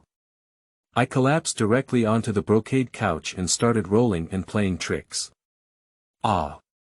Auntie, you kill me. Don't learn, I don't learn. Upon hearing the conversation between the two people inside the carriage, Huang Laoxie's face extended in with a look of joy and said, "A Heng's idea is good, not to mention it. Since he has learned rhythm, he must also learn how to play chess, calligraphy, and painting. In this way, he is proficient in every aspect of music, chess, calligraphy, and painting, which must be excellent." When I heard my own uncle's words, I even forgot to play tricks and roll around in dialect. A big boss with a small mouth and big eyes fixed on Huang Laoxie, as if looking at another devil. Feng Heng clapped his hands happily and said with a firm tone, "Okay, that's it. My family has a natural talent for intelligence tomorrow, so I want to be proficient in every aspect of music, chess, calligraphy, and painting." As he spoke, he happily twisted Fang Yanming's cute little face. Fang Yanming had an unattainable expression on his face, disregarding even the hand he always had to open on weekdays. He collapsed on the soft ground, his mind filled with the words of Huang Laoxie and Feng Heng. He waved his hand and kept muttering, "I'm tired. Destroy it." Huang Laoxie chuckled and said to Feng Heng, "Ah Heng, tidy up and prepare a bit. I've been rushing on the road for several days, and I'm feeling a bit tired. We're just ahead of Shaoxing Prefecture, where old wine is a must-drink. We'll spend a day fixing up in Shaoxing Prefecture, and we'll set off the day after tomorrow." After speaking, I quickly drove forward in the evening, in the upper room of the Uli Inn. Fang Yanming sat on the bench, shaking his head left and right with his small hand, looking at Feng Heng across from him with a hesitant expression. Feng Heng had already noticed his little move, but he never paid attention to it and wanted to see what kind of tricks this kid was selling. Children naturally lack patience. Seeing Feng Heng not asking for a long time, they could only walk up to her and tug at her sleeve. Feng Heng ignored his small movements and still focused on the book in his hand. So, Fang Yanming couldn't help but speak timidly, "Auntie, can we?" Speaking of this, Feng Heng understood his thoughts and put down the book in his hand. With a playful expression on his face, he said, "Learning matters. No need to talk about it." After speaking, he pulled away his small hand, turned around, and turned his back directly to him, making a look that was impossible. Fang Yanming quickly ran to the aunt with a thud, while Feng Heng turned around and repeated this, making her face a bit impatient. Seeing this expression, Fang Yanming let out a thud in his heart and rolled his big eyes. He thought to himself that this method would not work. If it made his aunt angry again, he might never have time to play in his lifetime. So he had to return to his own small bed, hold his little face, and sigh. Feng Heng looked at the situation and let out a stinky little boy in his heart, then chuckled to himself and stopped caring about him. It was night, except for Huang Laoxie who was still meditating, the other two were already sleeping in bed. Fang Yanming's big eyes suddenly opened, and under the bright moonlight, he carefully got out of bed and walked to Huang Laoxie's side. He pushed his body and softly called out, "Little uncle," twice. Huang Laoxie slowly opened his eyes, and there seemed to be an electric light passing through them before disappearing. Dialect Ming pulled his sleeve and gently waved at him. Huang Laoxie wants to know what trick he's up to, so he's going to light a lamp. Seeing this action, Fang Yanming quickly shook his hand and greeted him vigorously. Carefully pulling his big hand, he pulled Huang Laoxie to his small bed. Fang Yanming looked at the big bed across from him again and found that his aunt had not made any movement, so he thought she was already asleep. What he didn't notice was that the sound of breathing in the room was almost imperceptible. Looking left and right, like a thief, Fang Yanming opened the small bundle he had to sleep with every night. Taking advantage of the faint moonlight emanating from the window, I gently groped inside. Carefully placing a set of brocade clothes on the bed, what caught the eye was a set of books. Under the books lay a stack of handwritten rice paper, with a note on top of it. Glancing at Huang Laoxie, he confidently stuffed the note into his arms, then solemnly held the rice paper and book in his arms. Looking at Huang Laoxie and then at the book in his arms, he didn't turn his head and handed it to him with a reluctant expression. Huang Laoxie chuckled inwardly, rubbed his small head in front of him, and shook his head affectionately. Seeing this, Dialect Ming looked anxious and angrily thrust something into Huang Laoxie's arms, whispering a sentence. "Don't tell Auntie." Quickly put the things on the bed into the bag, then jumped directly into the blanket, stuffed all the body in, and immediately started snoring. Huang Laoxie was both angry and amused, so he had to return to bed to meditate. After an unknown amount of time, Dialect Ming's little head had already crawled out of the blanket and started snoring softly. The candlelight in the room suddenly lit up, and Feng Heng, dressed in small clothes and draped over an outer garment, walked to the table with her husband. He reached out his jade hand to Huang Laoxie and said with a smile, "Take it out." Upon hearing his wife's words, he had no choice but to grope in his arms, looking reluctant. He took out the books and rice paper from his arms and placed them on the table. Feng Heng first picked up the rice paper and saw that it was filled with convoluted and densely packed small characters. After a slight reading, I roughly know that this is a martial arts secret book, but I am not very familiar with its essence. I picked up the books again and started reading one by one. Then he discovered that they were all martial arts classics, and quickly pushed them all to Huang Laoxie in anger. After looking at the already sleeping dialect, cover the quilt that was kicked away. What else came to mind? He reached out his jade hand and twisted his small face in frustration. "Pooh! Stinky kid, thank you for being so kind to me. When I'm copying, I sneak around and don't even give it a look. I feel so poor and generous now. Humph. See how I deal with you." Dialect Ming seemed to feel a bit uncomfortable, patting his hands off his face and flipping his body. This startled Feng Heng, so he had to let go of the stinky kid in front of him who had already offended her. Huang Laoxie picked up the book in front of him and was about to flip through it when his eyebrows suddenly jumped and he had to put down the book in his hand. Looking up, I saw my wife's big eyes staring at me with a smile on her face. After touching his nose, Huang Laoxie tentatively asked, "Sister Heng. What's up?" Speaking tentatively, he reached out his hand and touched the book on the table. With a loud bang, Huang Laoxie's hand withdrew, and Feng Heng's hand covered the stack of book covers together. Feng Heng's vermilion lips lightly parted and playfully said, "I can't tell it. Are you, this little uncle, quite good to this stinky kid?" Huang Laoxie was about to speak up and explain, but Feng Heng ignored him. He grabbed the book in his arms and walked straight towards the bed. Huang Laoxie followed behind with a coquettish expression, and his hand touching his wife's fragrant shoulder was slapped away. "Go meditate on the stool." Upon hearing these words, he could only shake his head with a bitter smile and mutter incessantly. "Sigh. What kind of thing is this? The city gate caught fire, causing harm to the fish in the pond. There is no such thing as a disaster." The next morning, Fang Yanming had already felt his little belly growling. "Auntie. I'm so hungry. With a loud shout, he jumped up from the small bed without wearing shoes. His small feet stomped on the floor and rushed towards Feng Heng, who was reading at the table. Turning into her arms, she twisted her head vigorously and said with an eager expression, "Auntie, I'm hungry." Feng Heng said with a smirk on his face, "Don't worry, come. Auntie, I have something to ask you." Fan Yanming had a puzzled expression on his face and could only nod.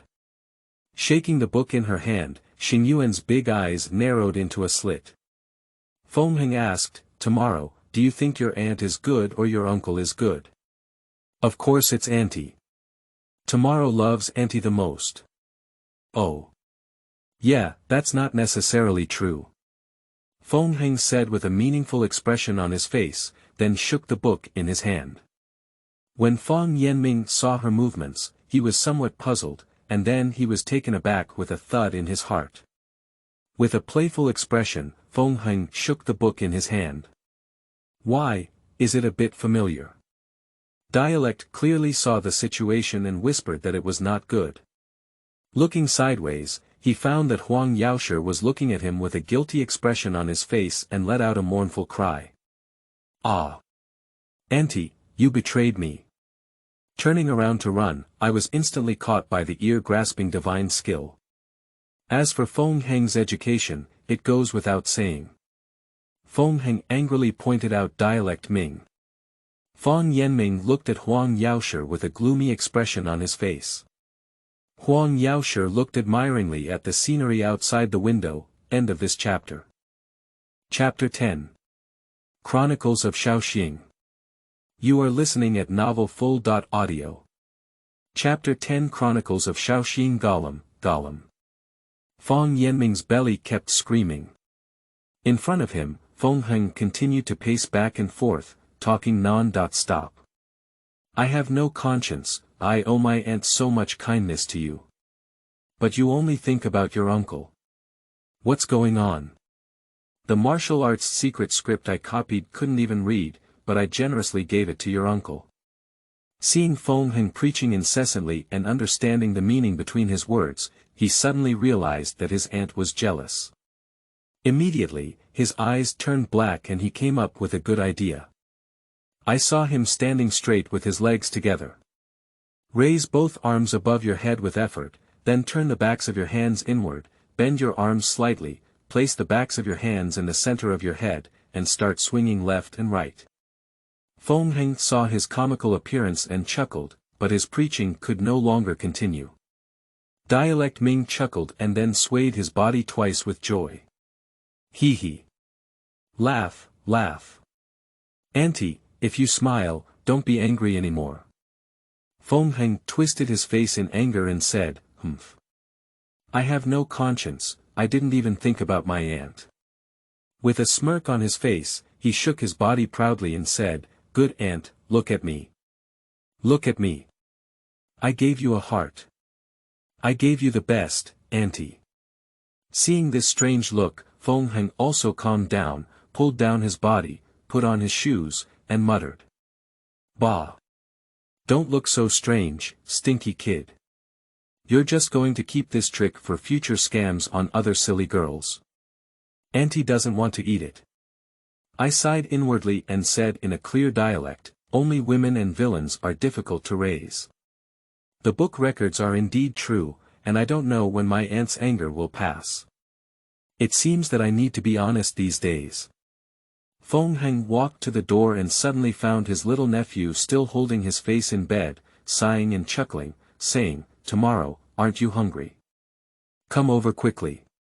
"Okay. Auntie is not angry anymore." Fan Yanming quickly cheered and followed her downstairs to the lobby for breakfast. After breakfast, with the permission of Feng Heng, there was no need to read. Dialect Ming was extremely excited and hurriedly wanted to take the two of them to stroll around the city of Shaoxing. To avoid trouble, Feng Heng put on a veil to cover up his stunning face.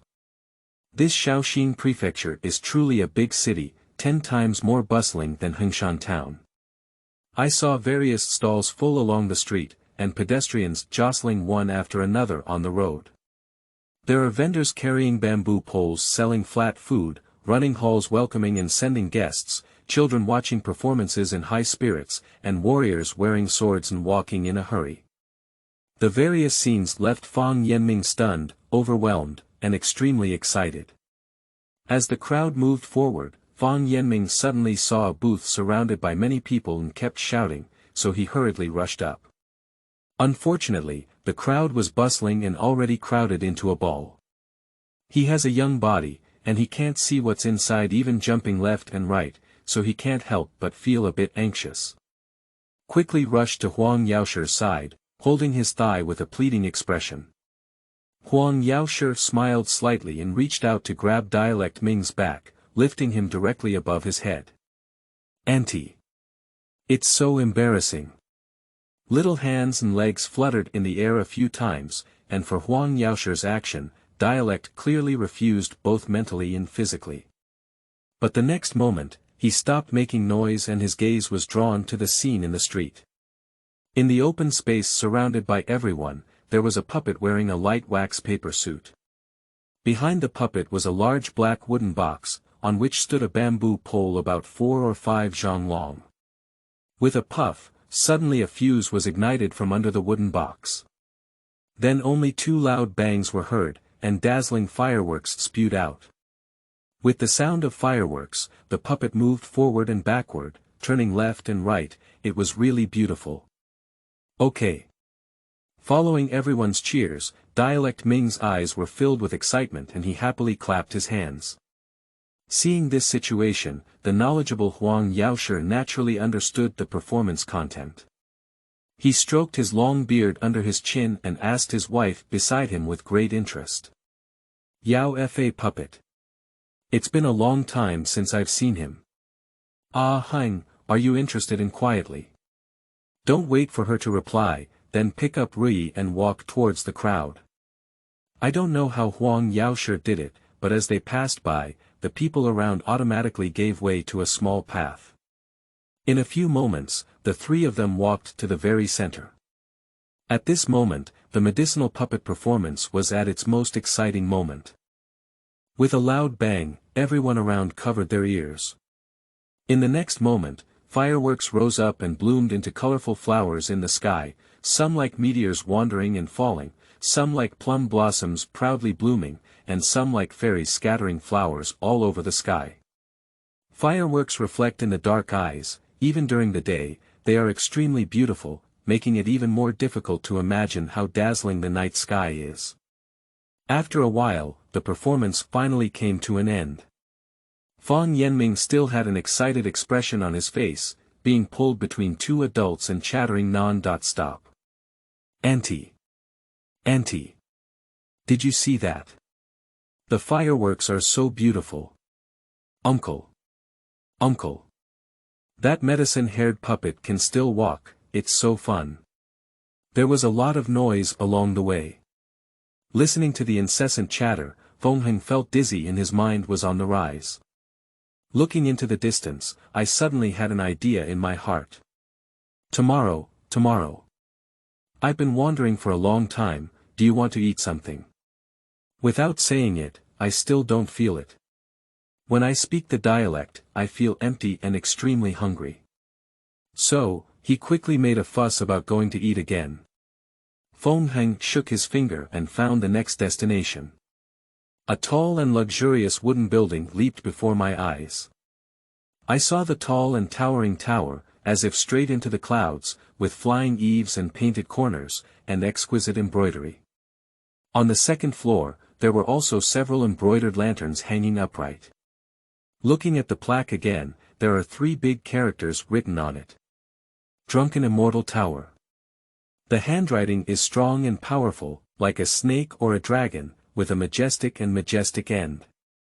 At first glance, it is a masterpiece by everyone. People come and go in front of the building, and from time to time, wealthy merchants and wealthy guests dressed in brocade, as well as martial artists with weapons, come and go.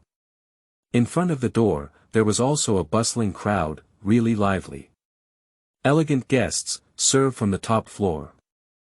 With a greeting from the waiter at the entrance, the three of them followed the running hall inside the building to the top floor by the window, which was a beautiful location. A few guests, what do you want? 2 plates of specialty pastries, for specialty side dishes, and a pot of good wine. Upon hearing Huang Laoxie's instructions, he accurately took the silver he threw out. The waiter picked up the white towel hanging from his shoulder and carefully wiped the table and chairs. Another shake of cloth towel ran to the staircase and shouted with a unique charm. Okay. 2 plates of pastries, 4 plates of signature dishes, and a pot of good wine. Seeing the appearance of the waiter, the dialect was very interesting. He took out a handkerchief from his pocket, wiped it, waved it, and shook it. His figure continued, but he also shouted. 2 plates of pastries, 4 plates of signature dishes, and a pot of good wine. Fun. Fun. This behavior immediately made Feng Heng's mind black. He gave his nephew a bad pat and said, "What's wrong? Our young master Feng is preparing to learn and go to the gym." Upon hearing these words, I saw a pair of glaring eyes, and with a faint smile, I suddenly became calm. Huang Laoxie and Feng Heng were attracted by the bustling scene of people coming and going outside the window, and unconsciously became a little addicted, ignoring this noisy boy. Feng Yanming sat at the table, feeling a bit bored. He looked left and right, his eyes turning black, and suddenly came up with an idea. I ran to my aunt's side and pulled her sleeve, but there was no response at all. Seeing her ignoring others, she immediately picked up her hand and began to shake it left and right. Perhaps annoyed, Feng Heng said impatiently, "Little pie monkey. Can't you be honest for a while? If you have anything to do, go talk to your uncle. It's rare to come out and play for a while, but I can't see such a bustling and lively scenery on Peach Blossom Island." Feng Yanming did not follow her instructions to find Huang Laoxie, but instead crawled into her arms, twisting his head left and right, making Feng Heng no longer have the mood to appreciate the scene in front of him. He twisted his nephew's ear hard and said with a displeased expression, "Stinky kid, if you don't tell me a secret today, I won't have the chance to play again in the next half-month." Feng Yanming didn't show any timidity like before, but instead said with a proud expression, "All right, Auntie. I'll ask you a question, and if you can answer it, I'll do whatever you say for the next half-month. If you let me go east, I'll go east. If I catch a dog, I'll never drive a chicken. However, if you can't answer, give me an extra hour of playtime every day." Looking back and forth at his proud nephew below, Feng Heng's face showed a hint of playfulness. Immediately, with a smile on her face, she said, "Okay. Ask me," Auntie agreed on your uncle's behalf. Upon hearing this, the dialect pursed its lips. "Auntie, I won't fall for it again. You have to personally agree to this matter." "Yo ho. Stinky kid, you have a good mind. I didn't study hard when I was reading Emotions. It turns out that my mind was focused on how to deceive my aunt, right? Can you just say it's okay or not?" Seeing that Feng Heng had been unfaithful for a long time, Dialect Ming decided to break the stick and ask her directly with a bachelor-like expression. "As the saying goes, you have a good plan, and I have a wall ladder." Taking advantage of the dialect, Feng Heng quickly signaled to Huang Laoxie. Understanding the situation, he walked up to the two of them and said, "I want to see what the problem is. Can it stump Huang Laoxie? Ming kid. Speak up. Uncle agreed on your aunt's behalf." Feng Yanming gave him a skeptical glance, with a hint of hesitation in his words. "Auntie, can you make the decision?" "Joke. I'm a big 7-foot-old man, I'm in charge of all the big things in this family. Can it really be?" The suspicion in the words still lingered. Upon hearing these words, Feng Heng gritted his teeth and thought to himself, "This stinky kid. It's getting harder and harder to fool. It seems that I need to give him extra strength. Say it or not. If you don't say it, don't say it." Feng Heng suddenly exited. I can hear the anger in my aunt's words, but I dare not hesitate in my dialect. Let's talk about it first. This nonsense can be considered as you losing. Auntie, why is the largest tavern in every place called the Drunken Immortal Tower? And that inn is also called the Uli Inn. As soon as these words were spoken, Huang Laoxie and Feng Heng exchanged a pair of eyes, both seeing a look of suspicion and uncertainty on each other's faces. Feng Hengxiu frowned slightly and asked with suspicion, really? Huang Laoxie nodded hesitantly.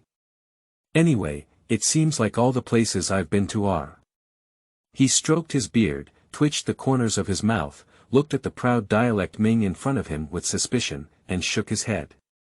Ming kid, I really don't know how your head grows. You can even come up with such a strange question. How about that? With a proud shake of his body, dialect Ming continued, if you can't answer, you're losing. I lost. Huang Laoxie admitted directly and looked at Feng Heng's gritted teeth, but there was no sign of wanting to refute. Feng Yanming became even more proud. At this point, the food they ordered also came up. The bright yellow liquor is poured out of the pot and falls into the glass, presenting a bright amber color.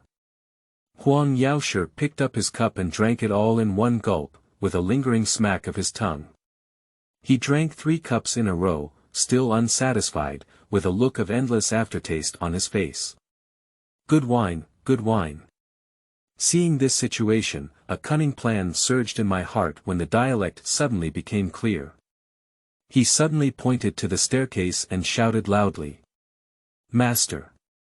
Huang Laoxie and Feng Heng's gaze was instantly drawn away. Upon closer inspection, no one was found to have the appearance of the master as described by the child. Suddenly, 2 silly smiles came from beside.